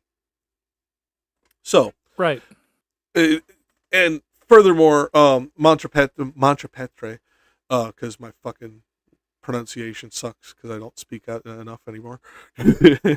The reason behind this point is, again, to bring us to a historical social commentary that's going to mean very little to you, but to bring this into a modern social commentary, picture that being Malcolm X. Yeah. A person who stood up for a movement, fought for change, but did certain betrayals along the way.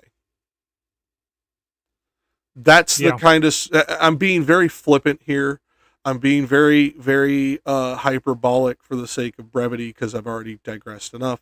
But that is the kind of historical figure he is putting under your boot in this scene to somebody in the 1300s. Who is the guy that did the Rainbow Coalition? Was it Farrakhan? I don't remember if it was Farrakhan or Hampton. Jesse Jackson or I think it was Farrakhan. I want to say it was Farrakhan. Yeah, I think it was Farrakhan, but if not, it was Hampton. I just don't remember which one. Right. Like, he's somebody that also, in essence, started a movement and then stabbed everybody in the back. Yeah, and like Martin Luther King later on. and Malcolm X. We will go over this another time. If you guys want an episode on that, we will dedicate a whole Saturday to that divide and shit. But like no matter which side of the divide of violent versus non-violent protest you fall on between them, these are two people who evoke emotion to anybody who lived through that. These are two names that evoke emotion to this day in the communities that they led. That is the same kind of thing that Dante is doing here with Montepetre. So, like, just put that into perspective for you as you read through this. You're going to be a lot younger than us old fuckers talking about this. Pick your culturally relevant person and put them underfoot for this scene, and it gives you the kind of horror that the readers in the 1300s would have been feeling suddenly coming across this line for the first time, or this section for the first time, I should say.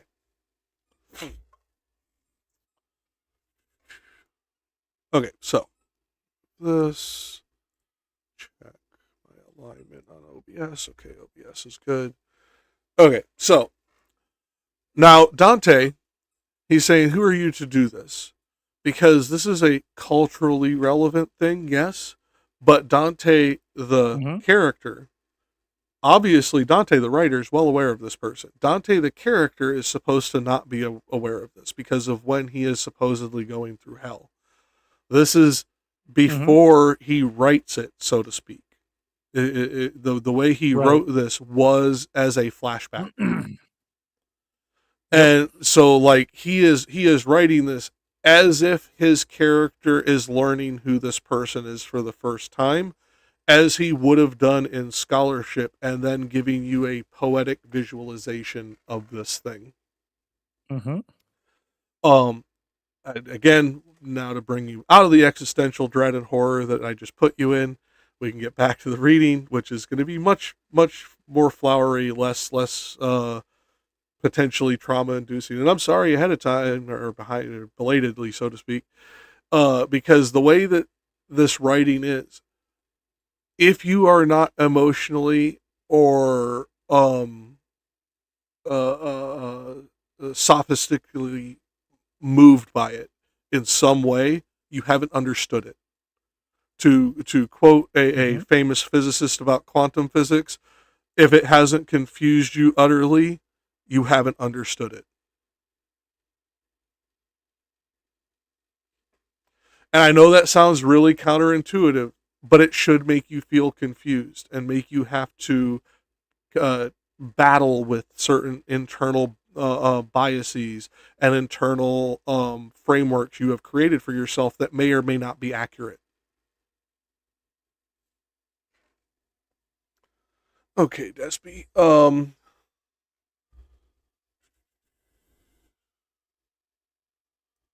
Take it down to what devils touch thee. Just let me know when you're ready to move. Or actually, I'll be okay. And starting from now. I'm getting you up there, and that's Antinora. Okay, just for the pronunciation of the end of the line. Antinora. Yep. Okay, so now who art thou that goest through Antinora smiting? Replied he, other people's cheeks, so that if thou were living, 'twere too much. Living I am, and dear to thee it may be, was my response. If thou demandest fame, that mid the others note thy name I place. And he to me, for the reverse I long, take thyself hence and give me no more trouble, for ill thou knowest to flatter in this hollow. Then by the scalp behind I seized upon him and said, it must needs be thou name thyself, or not a hair remain upon thee here. Whence he to me, though thou strip off my hair, I will not tell thee who I am, nor show thee if on my head 1,000 times thou fall. I had his hair in hand already twisted, and more than one shock of it had pulled out. He barking with his eyes held firmly down. When cried another, what doth ail thee, Boca? Is it not enough to clatter with thy jaws, but thou must bark? What devil touches thee? Now, No, okay, so again, surreal juxtaposition of picture here. Obviously, the author knows who this person is, but Dante, the narrator, and Dante, the character, are meant not to. Yep. But visualize bending over to a foot or to a head at your feet that you just kicked like a fucking soccer ball and threatening to scalp him if he doesn't tell you who. I think Dante has adapted to the surrealism a little. And this is why I bring up that it's supposed to be surreal to us. He is already through that. He is through, for a modern term, through the looking glass. He is past the madness. To him, this is becoming normal. Yeah. He is beyond no fucks to give. Yeah. Yeah, to quote the episode of Solar Opposites we watched the other night. Yeah. Yep. Yeah, he is Sigourney Weaver. The singer. Oh, okay. I was gonna say, or just Thomas Benjamin or Thomas. I forget the name of the singer, but yeah, No More Fucks to Give song. No More Fucks to Give. That's what it I is. thought of. It is Thomas something Esquire. I just can't remember it either. Thomas Benjamin Wilde Esquire. That's what it was. That was a great song for a couple of years until it got turned into a fucking earworm for everybody to fucking want to. Never mind, I can't say that on YouTube. That being said, like, this is again a surreal envisionment to us. You are leaning down to somebody who's buried up to their fucking head like a goddamn cabbage, and threatening to scalp them by physically ripping their hair off their head to interrogate them, only to have their buddy go, Boca, don't use my name, asshole! Like, it's like, think about what you are seeing here. You get a look like this. You didn't hear that. Like, this is meant to just completely fucking like make you feel in an unearthly realm. This is not normal for anyone, but it's normal for him because he has already seen so much insanity. This would honestly make a really, really fun funny SNL skit to do. I wouldn't be surprised if certain Monty Python skits are based on it. Right. Like, honestly. Like, it's not the whole scene, but there's one particular scene in the battling buildings. Yeah. Yeah. The skyscraper broadsiding battle. Yeah, that one. That yeah. is kind of sweet girl. I know you are awake and you want to play. Ugh. Okay, so what was that? That was the legend of Baron Munchausen, like at the beginning of the movie. Yeah. Yeah.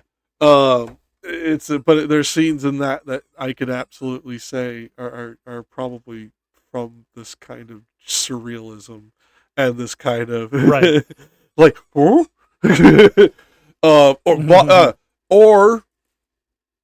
Or vaudeville stole it from Dante and Monty Python stole it from vaudeville. Also a very easy chain of custody. Because vaudeville did this shit a lot just with funny music. And for those of you who too young to know anything about this, that we're talking about, because this is shit that would make even me and Rich feel old. Benny Hill, a little bit newer. Yeah. just imagine yakety sax playing, and it fits.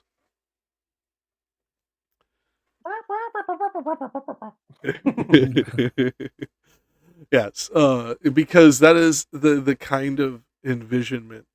And the reason I'm being jokey about this is because surrealism, as we understand it, is just being birthed in the concept of art in this time period or in Europe. It has long since been done in Asia and the East, but this is when it is first mainly coming into European literature. I'm sure there were folklore like this before this, but this is like when we first see it getting written down. So Yeah. So that is another Most of your key point. but most of your surrealism plays and stuff like that doesn't happen until like the late early 1800s. Yes. But this is when, because that's when it becomes a performed art form as opposed to a written art form or a drawn art form or a painted art form. Okay. Yeah. So the thing is with a lot of surrealism plays, plays are not meant to actually be acted out. They're meant to be read. Really? So I did not know that part about surrealism. Because I've seen too many of them acted. Yeah, a large portion of them that you would find and read have more to do with actually reading the play itself than actually performing it. So it's a weird thing. The ones that there are surreal like plays in surrealism that you can perform. And then there's ones that you absolutely cannot perform, in the sense that the way that it is written, it is not within the realm of reality to actually portray that on stage. Yeah, and that's probably why so many of the fucking independent artists I've seen that try to do surrealistic plays suck so much. That being said, I didn't know that part of the history of it. Well, the thing that I want to say with this is that the thing to remember is that for people during this time period, reading a play was similar to reading a book, but the whole thing is that like, if you want to look at it more like a comic than you would a novel, the whole point of it is for you to understand the conversation between like people and whatnot. There may be narration and whatnot, but also the stage direction helps paint a picture in your mind of what the person is trying to portray, rather than them doing it through a descriptive like manner. So it's kind of like reading a comic in blocks. Like in particular blocks when you're going through and reading the play, like War of the Worlds or some of the other things were released, yeah. I don't remember if it was Oliver Twist or one of other Dickinson's work, but like there were works that were released at chapter by chapter in newspapers. Yes. For example, and like a lot of surrealism plays, like futurism, modernism, you can get a surrealist play that's a single page. Okay, I guess I just never read any of them that short. I read some short ones, but not a single page. Yeah. Like I read some like 20 pagers that would be like maybe like a 15-minute play, but right. So like I never read any of that short. But that being said, interesting part of the history. I knew the history of surrealism as it progressed through art. I didn't know that that portion of surrealist theater wasn't really theater, because it's how it's taught. It's how it's acted out today. So, right. I mean, getting your hands on the play was worth more than trying to actually go and try to see it performed. Probably cheaper too. You could think of it as like in essence early attempts at science fiction.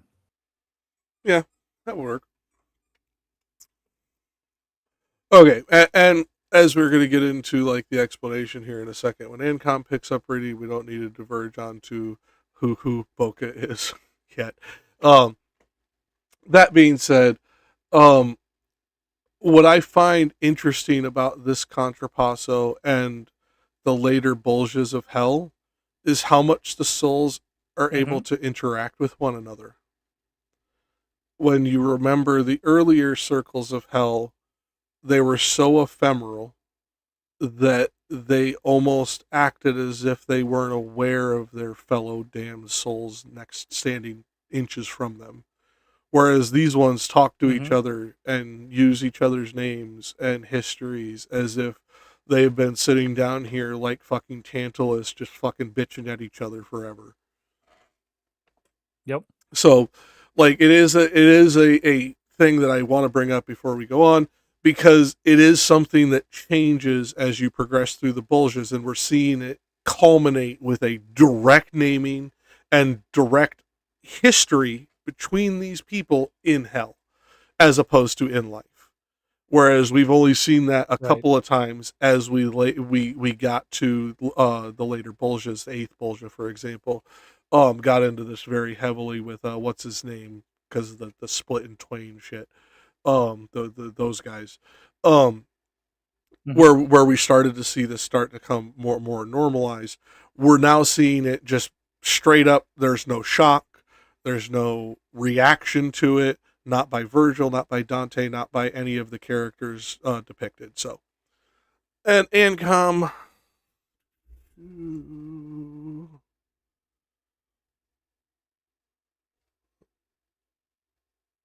Unfortunately. Let's see. Yeah, here. Starting at begone, replied he. No. Now one tercet up. I'm trying to find where to go to. I feel like just going to the end. Yeah, unfortunately, it's going to have to be a long one because of the way it's written. If we stop anywhere in the middle, it's going to feel weird. Okay, so you're gonna like 10 tercets. Well, no, but what I usually like to stop a little bit more often than not, because he brings up so much stuff. We're gonna have to do a long tangent at the end to go over all of it. That's all. No big deal. Gotcha. Okay. Now, said I care not to have thee speak, accursed traitor, for unto thy shame I will report thee veracious news. Begone, replied he, and tell what thou wilt, but be not silent if thou issue hence of him who had just now his tongue so prompt. He weepeth here the silver of the French. I saw, thus canst thou phrase it, him of Duera, where the sinners stand out in the cold. If thou shouldst be questioned be who else was there, thou hast beside him thee of Beccaria, of whom the gorget Florence slid asunder. Gianni del Soldianer, I think, may be yonder with Ganellan and Tebedello, who opt Fazenza when the people slept. Already we had gone away from him, when I beheld two frozen in one hole, so that one head a hood was to the other. And even as bread through hunger is devoured, the uppermost on the other set his teeth, where the brain is to the nape united. Not in another fashion Tydeus gnawed the temples of Menalippus in disdain. Then that one did the skull and the other things. O thou who showest by such bestial sign thy hatred against him whom thou art eating, tell me the wherefore, said I, with this compact, that if thou rightfully of him complain, in knowing who ye are and his transgression, I and the world above repay thee for it, if that wherewith I speak be not dried up.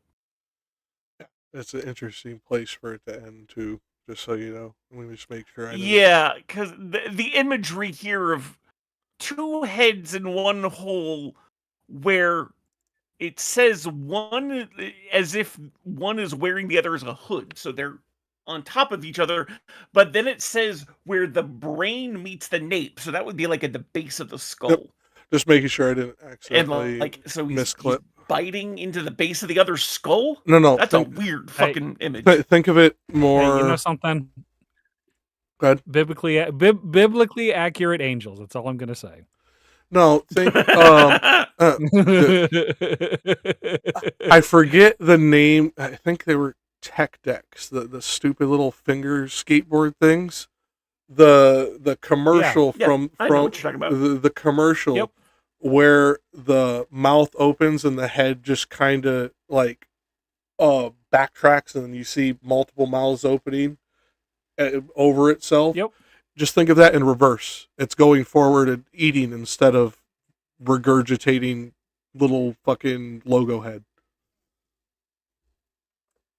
Just reverse the GIF by 15 frames per second. So that Okay. See what I mean? Kinda. It's still just a weird image. Well, I'll give you this is not exactly the same image because it's not going to be a human, but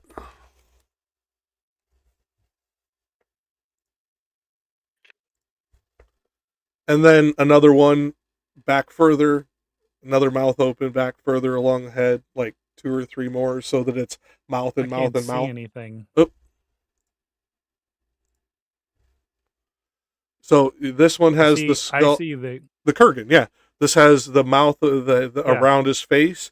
Now just imagine another mouth opening around that skull's face, and another mouth opening around that mouth. See what I'm saying now? Yeah. But not skulls. Actual faces with flesh and all that, and that's the image it paints. It's very creepy. That's far more disturbing than I realized. Yeah. I would have brought up a Cenobite. Yeah, I would have brought up a Cenobite, but I think that might get us demonetized forever. Like my whole channel. Like some of those images are definitely not TOS friendly. And I don't even want to take the risk at clicking Cenobite on Google to show you one of the other ones that would have made it a little bit more visually realistic. Yeah. But yeah, that's the horrifyingness. Okay, so beyond the ridiculous number of names, Hymn of Dura, obviously, we're talking about a particular individual.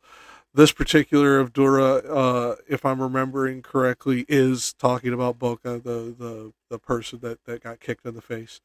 But it is it is also a generalization, because Hymn of Dura would also be a reference in shortened form, in kind of colloquialized speech, to Hymn of the Skin.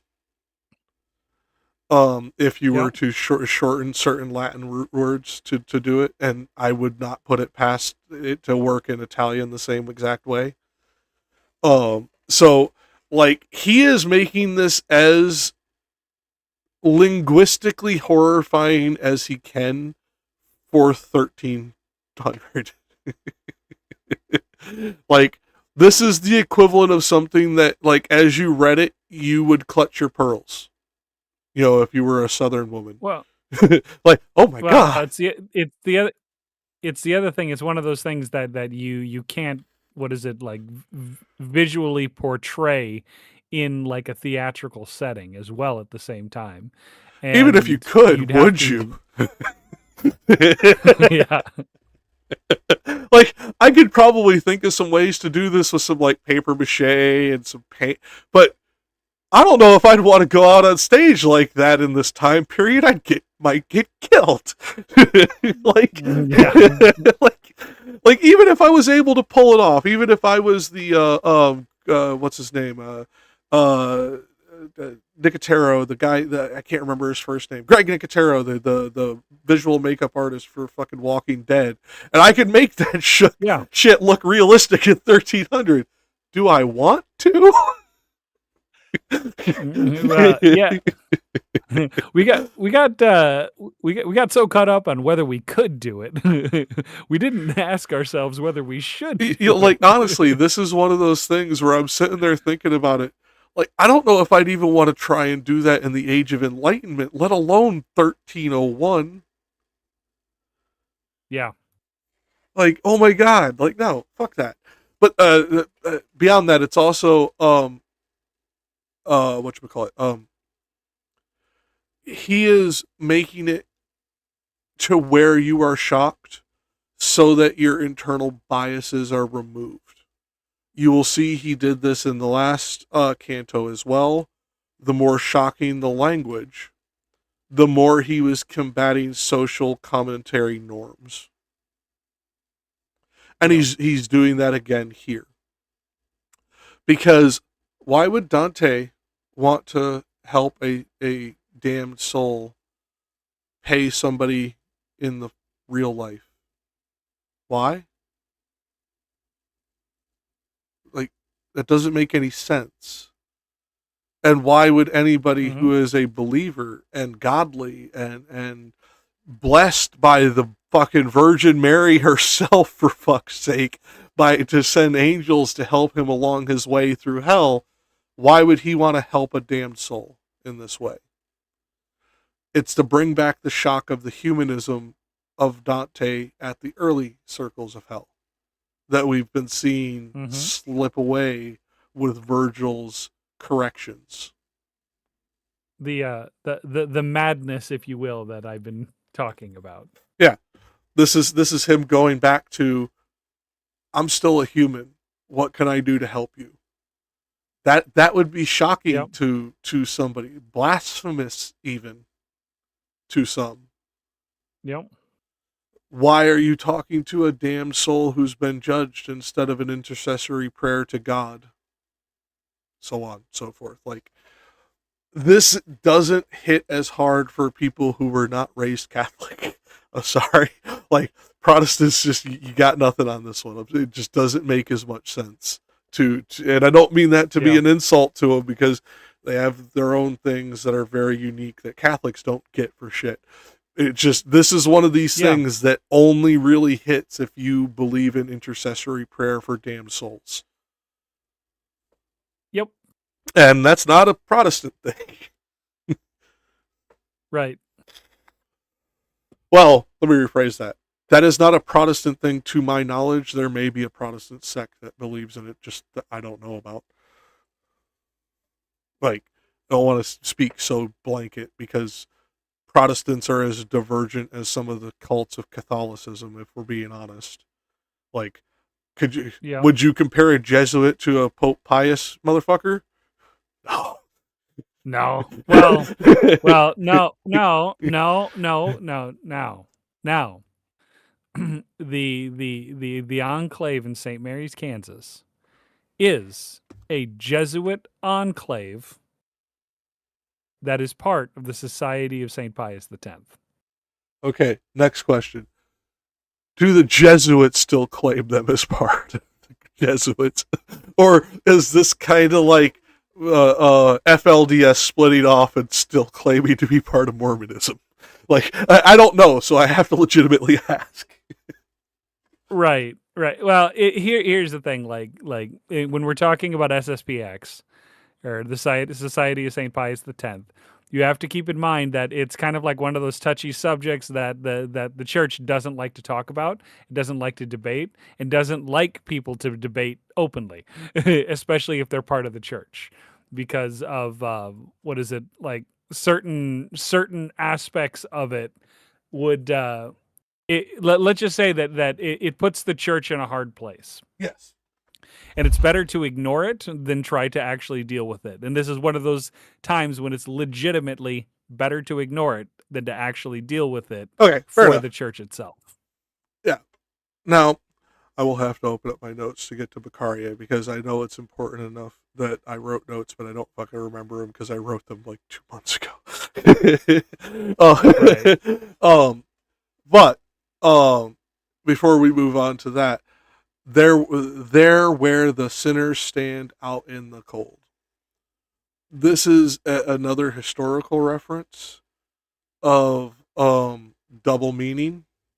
This could be referring to a portion of Catholic history, or a portion of French military history. Again, I will have to check my notes to know which one I came to the conclusion he actually meant when I first read it. But the dual possibility of this potentially being one of the punishments for the sin of desertion was to be left out in the cold. And that would be the equivalent of betrayal of your brothers because of the way they viewed military service. It could be referencing that. I will have to open my notes to make sure. And if there's anything you guys want to add while I get my notes out. I don't have much to add with that, but I'm sorry. Damn it. Oh, shut up. Fucking. We could go back on another human centipede tangent. God while we wait.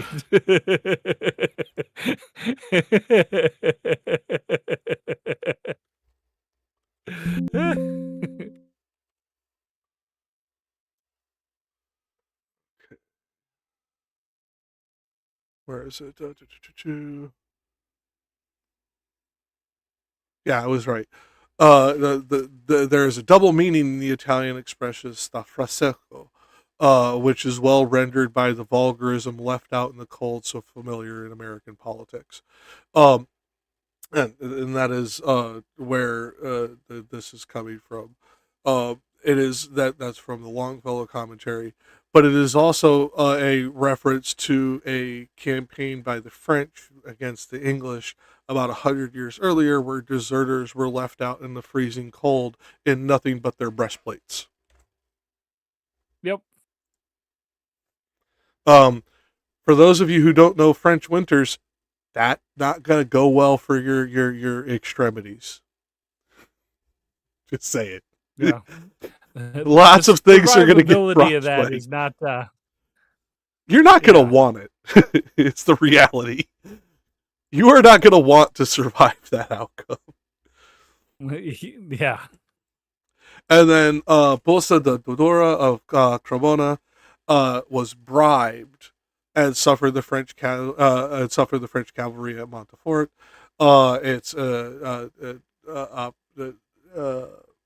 the area that you pass through the mountains to get into what is now Italy, what they called Lombardy in that time period, on their way to Aquila. And they were without even opposing them with a single man. So quite literally, he betrayed the entire brotherhood of the Italian military to the French military. So he really added this in there. I'm glad I fucking went and checked the notes. Yeah. So this has triple meaning of the double meaning. Okay, now I can close that. And then open this one. It's one of the problem with having wrote notes over time.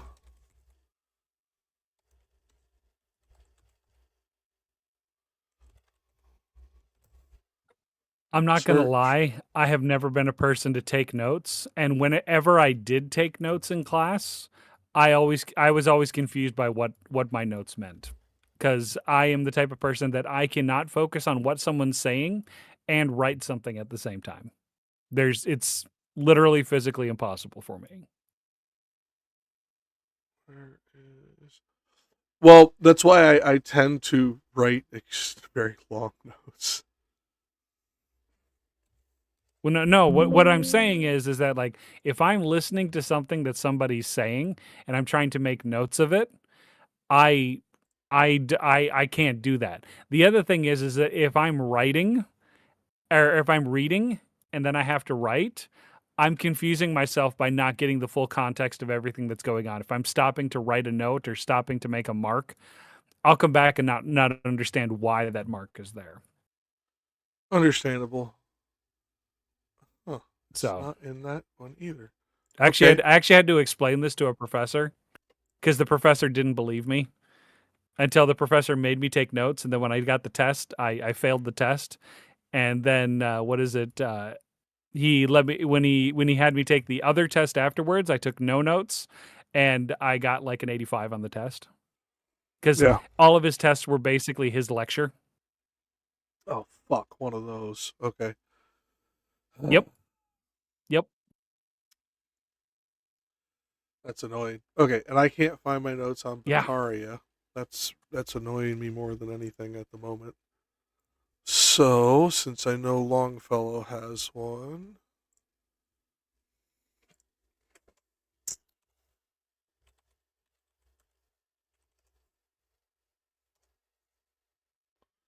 And it's 403 or 404. Beccaria of Pavia, abbot of Vallamabrosa, papal legate of Florence, where he was. Oh, okay. That explains it. That's why he's mentioned. It's Dante getting a little bit of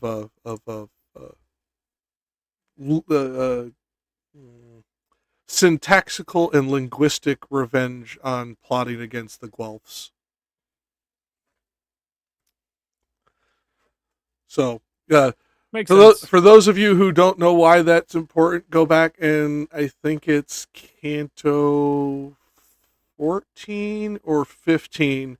Rich and I had an extremely long digression about the black and white Guelphs and the battle with the Ghibellines and all of that. Mm-hmm. Let me check. Yeah, Canto 15. Rich and I would have had a long digression about that. Where we just sat there and went into why the black and white Guelphs were fighting and the history of what side the church was on when and why and so on and so forth. So if you do not understand any of that, you can go back and watch that episode. If we try to do it here, I will not do it justice without Rich here to prompt me on things I forget and vice versa. So go back and watch that one, or go and read the history of the Battle of the Ghibellines. Oh God, what's that fucking scholar's name? By I can't remember his first name. By Dr. Francesco from Sorbonne. He does a great write up on it where you could read about that particular section of history and military combat and all that. So I'm not going to do it justice. I'm not going to try and devolve into it here.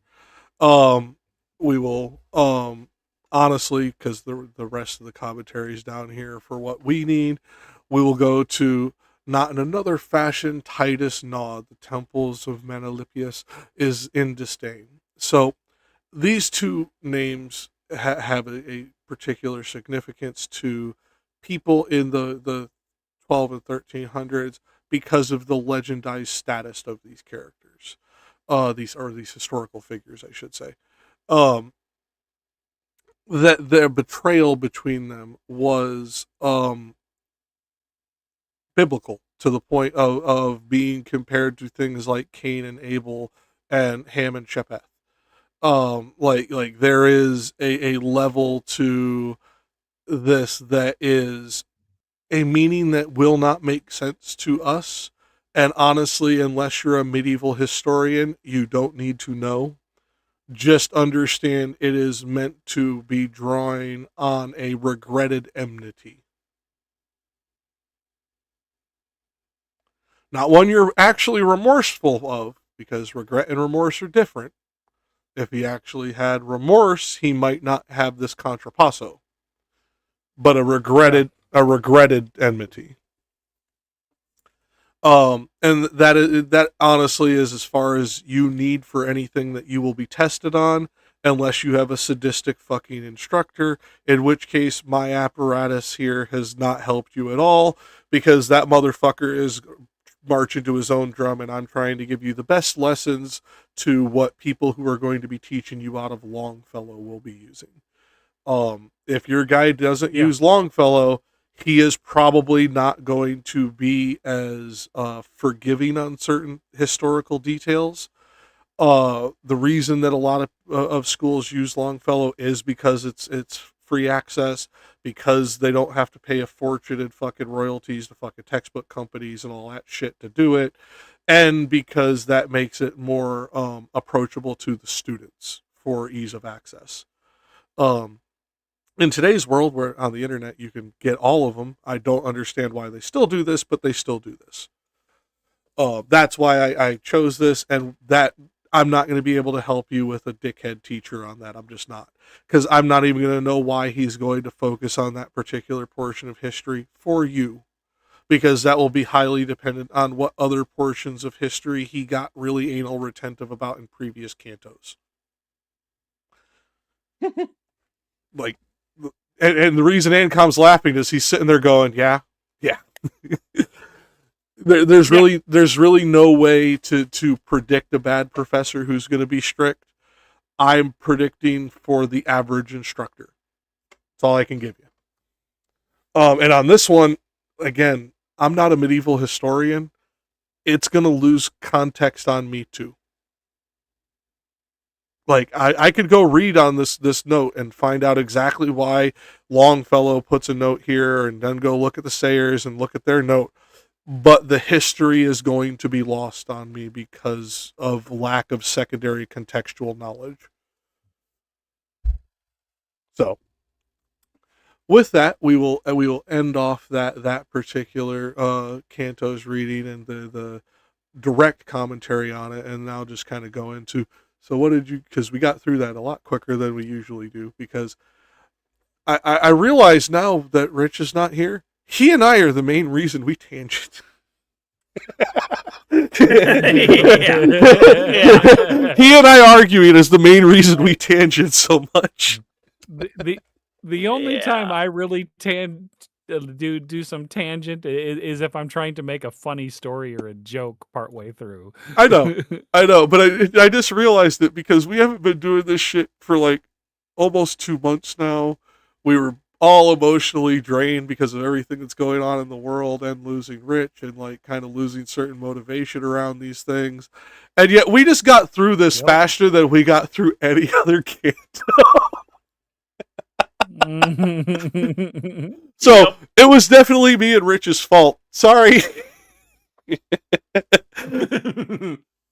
And my friend, I still miss you. I wish we were here to keep arguing about it, because like when it comes down to it, I hope that what he and I argued about added more than just divergences and Hey, I'll just say it made the DMs interesting. You didn't fucking read those. All I got from you is wall of text, TLR. Hey. Too long, didn't read. Hey, there were some times where I was literally sitting at work and I was waiting comment for comment. There were other times where I come in and there are like 450 like messages, and all of them are like 7 to 10 sentences long, and they're not normal sentence length. No, they are like me and Rich going into scholarly digression on why this might be here. Right. The only reason why they were like that long there is because you ran into a character limit. Yes. I know. There were times. It's not like, for those of you who do not have never seen our read any of these. Well, you didn't read most of the wall of text. You only read them if they were ongoing when you were reading. We'll give you that one. Correct. Correct. I will explain to people in the chat who don't understand our group chat, or audience who will watch this later. There were times where if I were to go back and like crop out like our group chat messages between me and Rich and Ancom, like going into digressions about not just Dante, all kinds of shit, biblical shit, Quranic shit, political shit, take your pick. We probably have a several 100-page book that would be educational in nature. And I don't mean that flippantly, like even slightly hyperbolically. I mean, I can count at least one day where I wrote over 14,000 words. And I know this because I wrote it all in Libra before I started copying and pasting it to Rich. And that was just one day, 14,000 words. For any of you who are watching this that are college students, when was the last time you wrote 2,000 words in a day? And it wasn't because you were last minute cramming a fucking essay that you forgot to write. I've done 8,000. I've done 8,000 in a day. Yeah, but that's you. I'm talking to these students. That's my point. This was what we did for fun. In university. I know. In university, I did 8,000 words in a day. Yeah, but was it last minute crunching because you forgot to do it, or was it? Yeah, it was. Exactly. It was. That is the only reason anybody does that shit in college. This is what we did for fun, arguing about this stuff because we want to challenge each other to make sure that our biases weren't interfering with our education on the subject. Because there are certain things that him, as a late convert Catholic, is going to think about these things that me being raised Catholic is not going to think, and vice versa. And same thing with Despy here being raised in a cult. And our I was raised the same kind of Catholic that Rich was, and then we converted to a cult. I didn't start in the cult. Tomato. It was probably still fairly conservative Christianity if your parents joined that cult. Both worlds. I know. I'm just giving you shit. I understand both worlds. I know. I'm giving you shit because any Catholic that would join that. I'm a fucking daywalker, man. I'm a daywalker. I was giving you shit because any Catholic that would join SSPX was absolutely a highly conservative Catholic. Yeah. Like that's conservative even by Irish Catholic standards. You were the people we looked at and went, why? We're already strict enough. Why are you like this? Like, honestly, like as younger Catholics, like that is something that you will do is you will kind of like, once you realize there's different types of Catholics, you'll start comparing them. And then you realize there's some Catholics that make Peter and Paul look like fucking hippies. Just remember, Catholics are like ice cream. Vanilla is the base. Yeah. And that's like honestly what Rich and I would get into, because we had to compete with those biases. Because Rich being raised Baptist and converting to Catholicism as an adult, me never converting to Protestantism after I left Catholicism, but learning a lot about it because my mother was a Lutheran. Right. Like there's going to be biases that we have that we don't even realize are happening unless somebody asks us a question.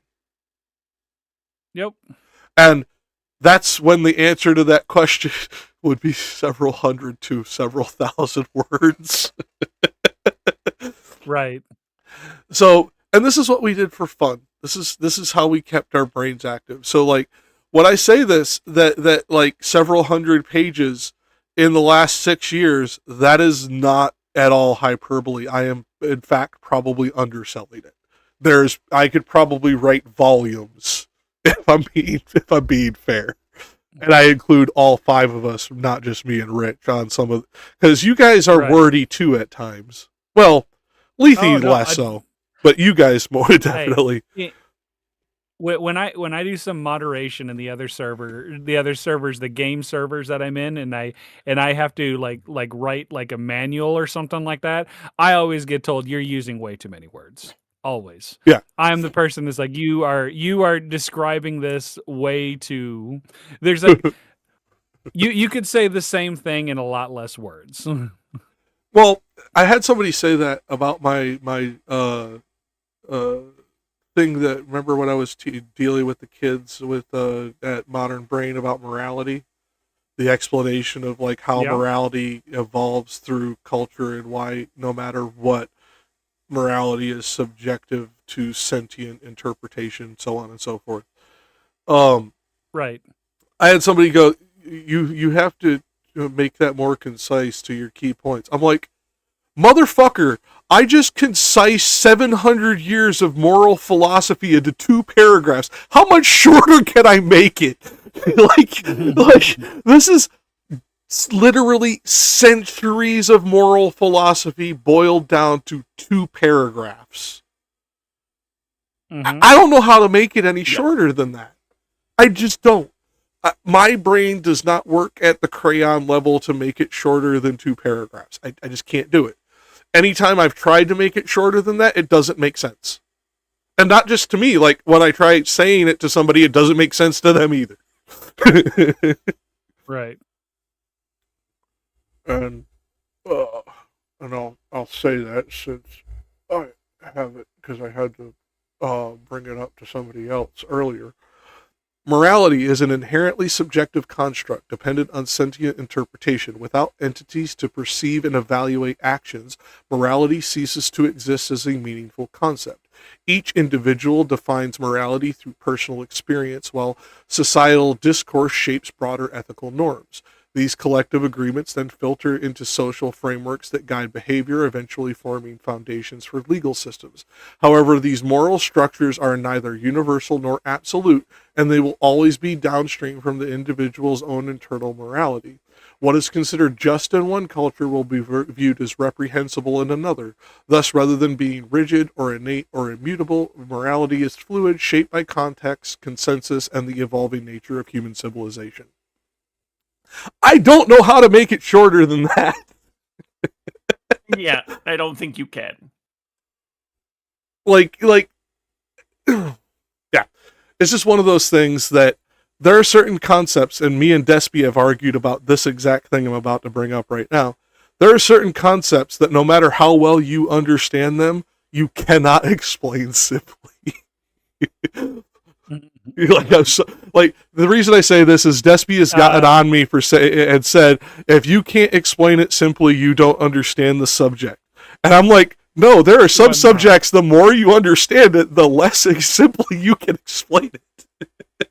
The whole thing behind that is that you give enough to pique an interest and have somebody ask a question. And that's fine. And then you expound from that question. And that's fine for people like you who are more Socratic method educators, whereas I'm more Al-Ghazalian method educator. Explain first, then demonstrate, then wait for questions. Yeah. Just because, like, that's how it makes sense to me. If you just explain something to me, I might get it. If you just demonstrate something to me, I might get it. If you do both, I will definitely get it. You know what I'm saying? Yeah. So, like, because that's how my brain works, it's how I understand how to educate to somebody else. And I know it doesn't work for everybody, but it's the only way I understand how to do it where it makes sense. Yeah. And for those of you who don't know who Al-Ghazali is, welcome to the rabbit hole of alchemy. Good luck. Yeah. But and for those of you Philo bros, why are you here? Go away. But if you stick around after that warning, this is the argument that Western centric motherfuckers call Aristotelian versus Platonic. When if you actually include a more realistic interpretation of the dilemma, it's a trilemma. And it's Platonic, Aristotelian, or Al-Ghazalian nature to the universe. So there's another rabbit hole for you to dig into and fry some brain cells on. That's only about 400 books you have to read. Only, he says. Yeah, only. Well, I just say it because, like, Western people, well, I should say Western-centric people, not all Western people, but Western-centric people put it into that false dichotomy so often. You have even heard Rich occasionally accidentally, go to Aristotelian versus Platonic. In fact, you heard me and him argue about it more than once. But there is the third option of Al-Ghazalian, which is eternal structure that is ever evolving. No perfect form, ever evolving form that combines the two concepts essentially of naturalism and Platonicism or Platonic thought. And for those of you who just got completely your eyes glazed over and lost, good. Avoid philosophy like it is the plague. Philosophy is a good thought experiment. It is absolutely fucking useless if you do not know how to enact it or somehow morph it into a realistic application. Like, we could sit here and go into some semantic digressions all we want, but if there is no way to effectively engage in reality with this thought experiment, the philosophy is useless to anybody but abstract thinkers. It's just the truth. This is why when people like me go Platonic forms idiots are fucking stupid, that's because they're thinking that there's some immaterial perfect triangle that all other triangles stem from. There is a perfect chairness. That should not be a word. Fairness. Fairness, yeah. There should not be a ness of an item. Like, there is no perfect chair, there is no perfect triangle in this platonic ideal. Anybody who says otherwise, prove it. Fucking asshole. Or how about this? This is why I prefer the school of Diogenes. Yes, Diogenes is actually not a bad education method. The surrealistic application of ideals does work well. Right. But it only works well with adults. If you do that to kids, you're going to create fucking, like, Westboro Baptist motherfuckers. They're going to be, no matter what you teach them, they're going to be hateful motherfuckers. Imagine if Diogenes had run into a room full of kindergartners and said, "Behold a man with his, with his plucked chicken." That would turned out very differently. Like I said, yeah. Diogenes is surrealism. Unless he was wearing the suit. If he was wearing the suit, the kids might. No, now this is how you create Captain Howdy from D. Snyder's Strangeland. No. And if you don't know that movie, well, you're welcome for the nightmares. Don't. If you don't know that movie, well, don't. It's actually a really good movie that talks about the horrors of early internet culture back when it was actually dangerous. And, like, meeting somebody online could end with you being somebody's fucking skin suit. Yeah. But it was made by the motherfucker from Twisted Sister. If y'all wanted some, Silence of the Lambs flashbacks, you're welcome. Yeah, like, honestly, that's kind of what it is it's Silence of the Lambs with a non-cannibal. Because D. Snyder was trying to normalize, but it accidentally, inadvertently demonized the BDSM culture with the movie. Because D. Snyder isn't right in the head. Like, he's a nice enough guy, but that motherfucker done way too many drugs. There's something not right about that man. I'm just saying. I don't know. Him taking Al Gore to task always makes me feel like warm and fuzzy. No, don't. Like I said, very smart, very nice man. But there's something wrong in his head. Taking Al Gore and Biden to task. That's fine. All I can say is I wish I'd have to go down to Florida and I'd have to dig through, like, all the old Christmas cards. Yeah. My dad used to get Christmas cards from Alan Tipper every year. And before he was president, like, we had these going, like, back into, like, the 80s. Like, I still to this day have no idea beyond that they had some college classes together. I have no idea why my dad knew him. How close we just got Christmas cards every year. And they weren't the normal, like, Christmas cards you got from, like, the president because you're on a mailing group thing. Like, because we compared those, because we got those too. No, they were a totally different thing. Had the kids in it and everything. So, but yes, that was just because you brought up Gore. I never liked that motherfucker when I just knew we got Christmas cards from him. Because he said he created the internet. I was like, you're an idiot. Yeah. You're a fucking idiot. Like, I didn't need to know anything else about him. Go ahead. I never did understand that claim. Why the fuck did he, because actually, he signed a bill that allowed a certain amount of money. No, he did say it. He signed a bill that allowed a certain amount of American taxpayer money to go to CERN. And because the internet was... he did the transitive property to American money. He was one of hundreds of... he was one of hundreds of people to sign that thing. Okay, yeah, that's fucking idiotic. Oh, I mean, so was his fucking global warming fucking tagline. Let's be honest. He is part of the reason we are in the climate crisis that we are. If he hadn't have been so fucking stupid about it in the 90s, we may have actually got some shit on track.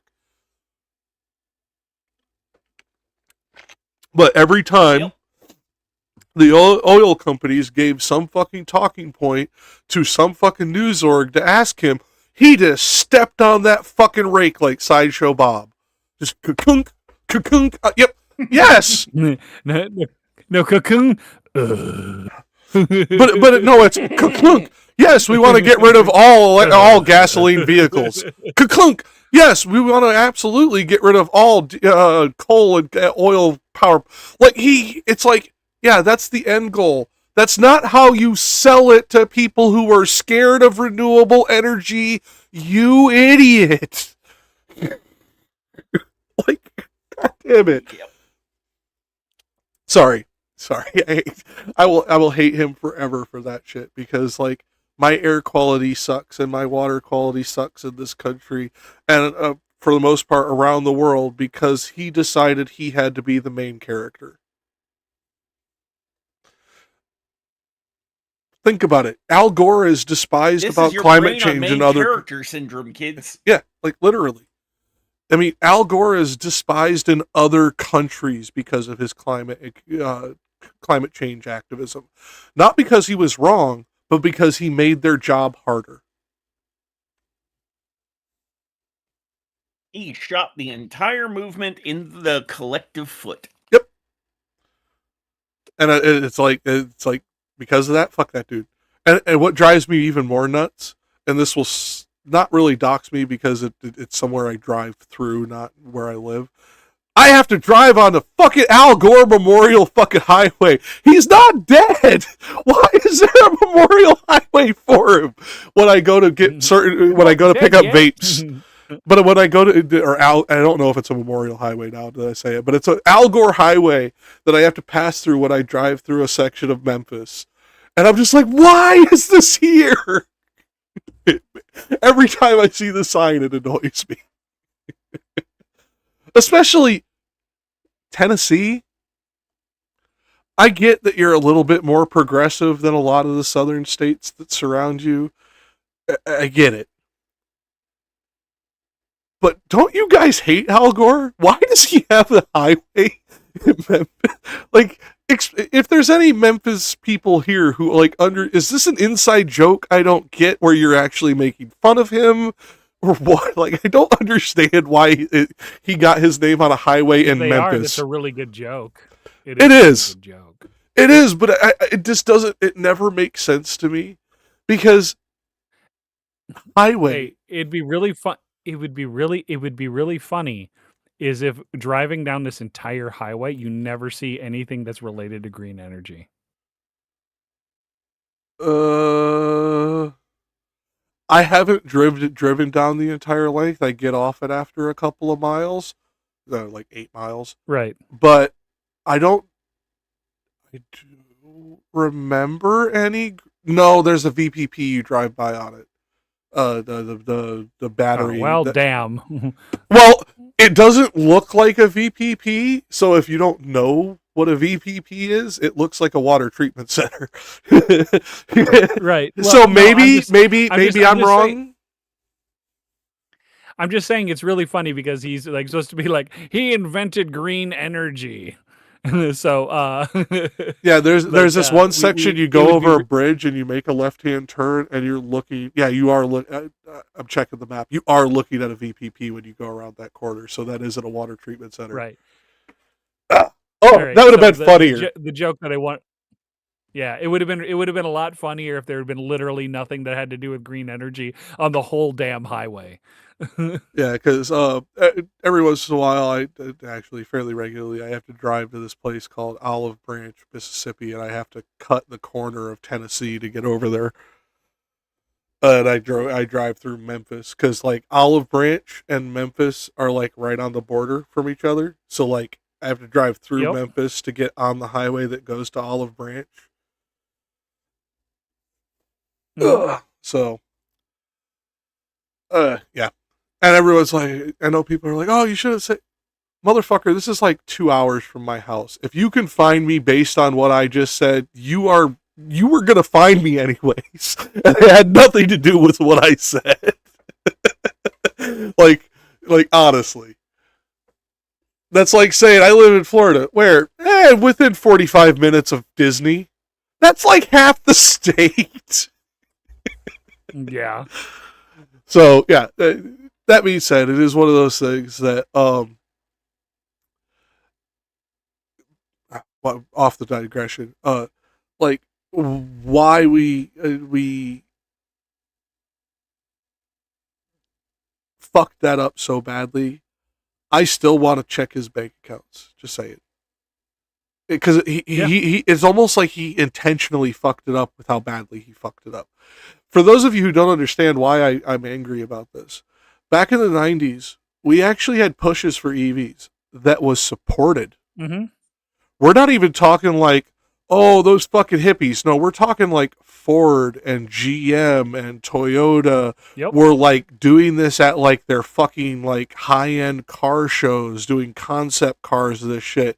And everybody was on board with, fuck yeah, we're going to have like this crazy amount of torque and there's not going to be any lag that you have to deal with because of the RPM to torque fucking curves and blah, blah, blah, this and blah, blah, blah. Like everybody was all gung-ho about basically being able to take off like a fucking rocket ship. And then Al Gore entered the fucking picture. Yep. And killed everything. I think we can blame Al Gore for everything on that one. Like, there was a reason that shit never went to market. No, but my point is, the technology aside, my point is, he is the reason public sentiment changed. I'm not even talking about the technology being great, dude. I'm just talking about how hyped the public was. Everybody was fucking gung-ho about it back then. And then Al Gore made everybody want to never talk about renewable energy again and ever be associated with Al Gore. Yep. Okay, yeah, fair. Like, it's just... And Al Gore in most circles, Al Gore is only really remembered in political circles, and everyone always just thinks of him as a loser because of losing the election. And that's pretty much the only thing that people, like, remember from him. And the climate besides change the and that's it. He's a loser and climate change shit. Yeah.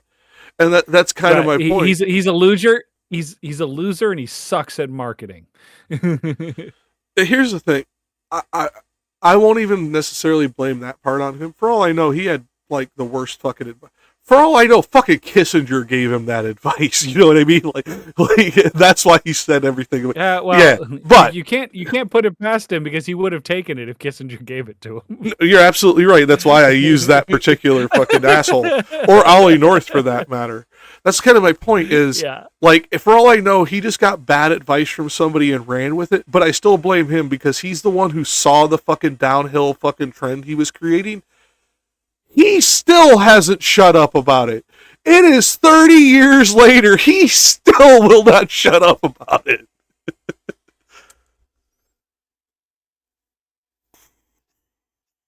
Damn. Like, he never got the hint that you're part of the problem. Stop. Like, this is why I would never go into politics. Even if the whole, like, background check, all that stuff wouldn't be an issue. Because for some reason this country still has a problem with a minor drug conviction for some pot. You know? Yeah. All of that. I would never go into politics because I know more than likely with my extremely acerbic attitude and nature, I would do more harm than good.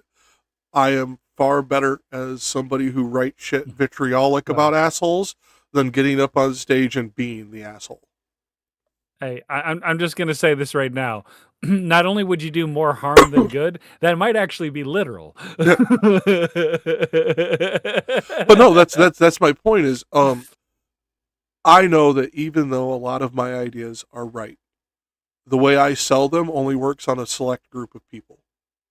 Because I cannot turn my emotions off of the human damage these things are doing.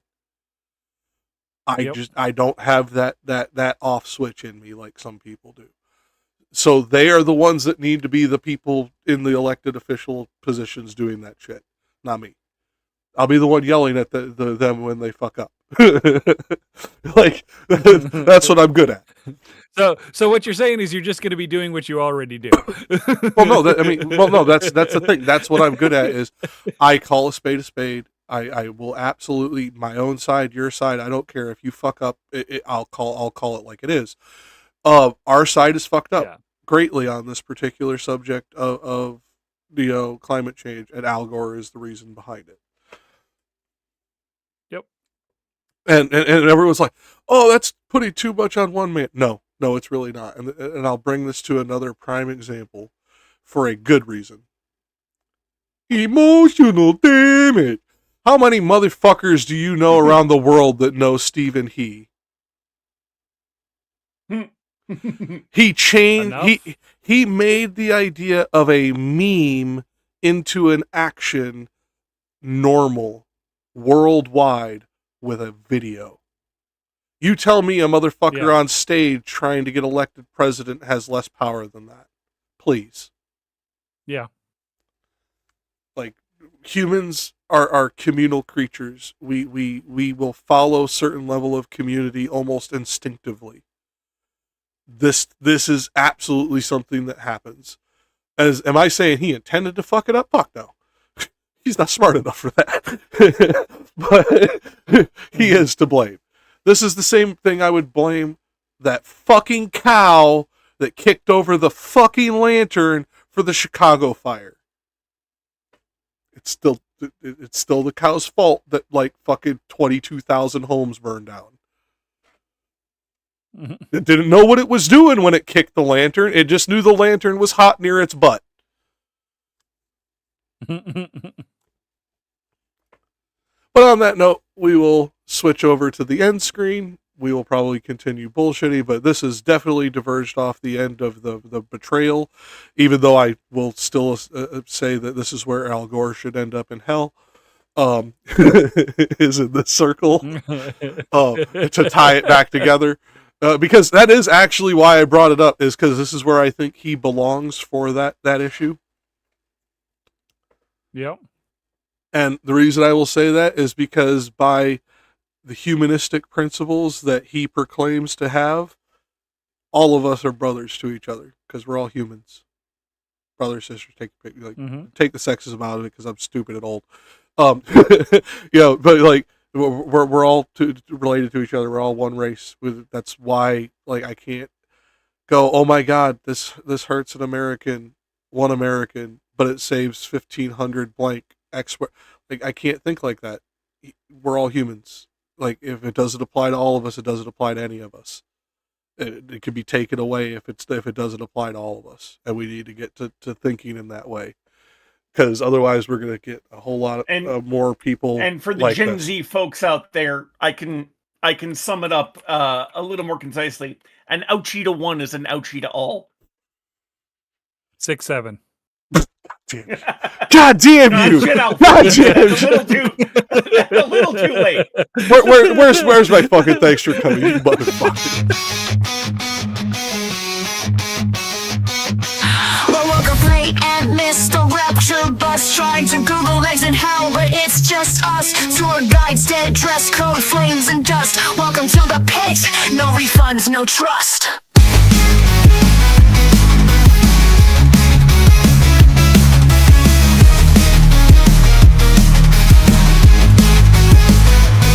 I'm stuck in limbo, sin, but barred from grace. Scholars singing hymns, no heaven face. Dante's ghost just waiting, empty space. Here in lust they whirl on endless breeze. Paulo and Francesca's kiss, a cursed tease. All yearn for love and drop to their knees. Lucky lunch sludge, kiss up the fright. Cerberus snarls at every bite. They gorge, they choke, stuck day and night. Lethal anchors with scales of gold. Plutus gone, involved so cold. Hands cramped from grasping, never sold. On the swamp of wrath, all rage is loud. Filippo Argenti fights in the crowd. Fury splashes can't drown them out. Heretics burn in tombs of flame, far in their fire. to blame. Violence, rivers boil with blood, minotaur hunts in muddy flood, murderers scream, there's no more good.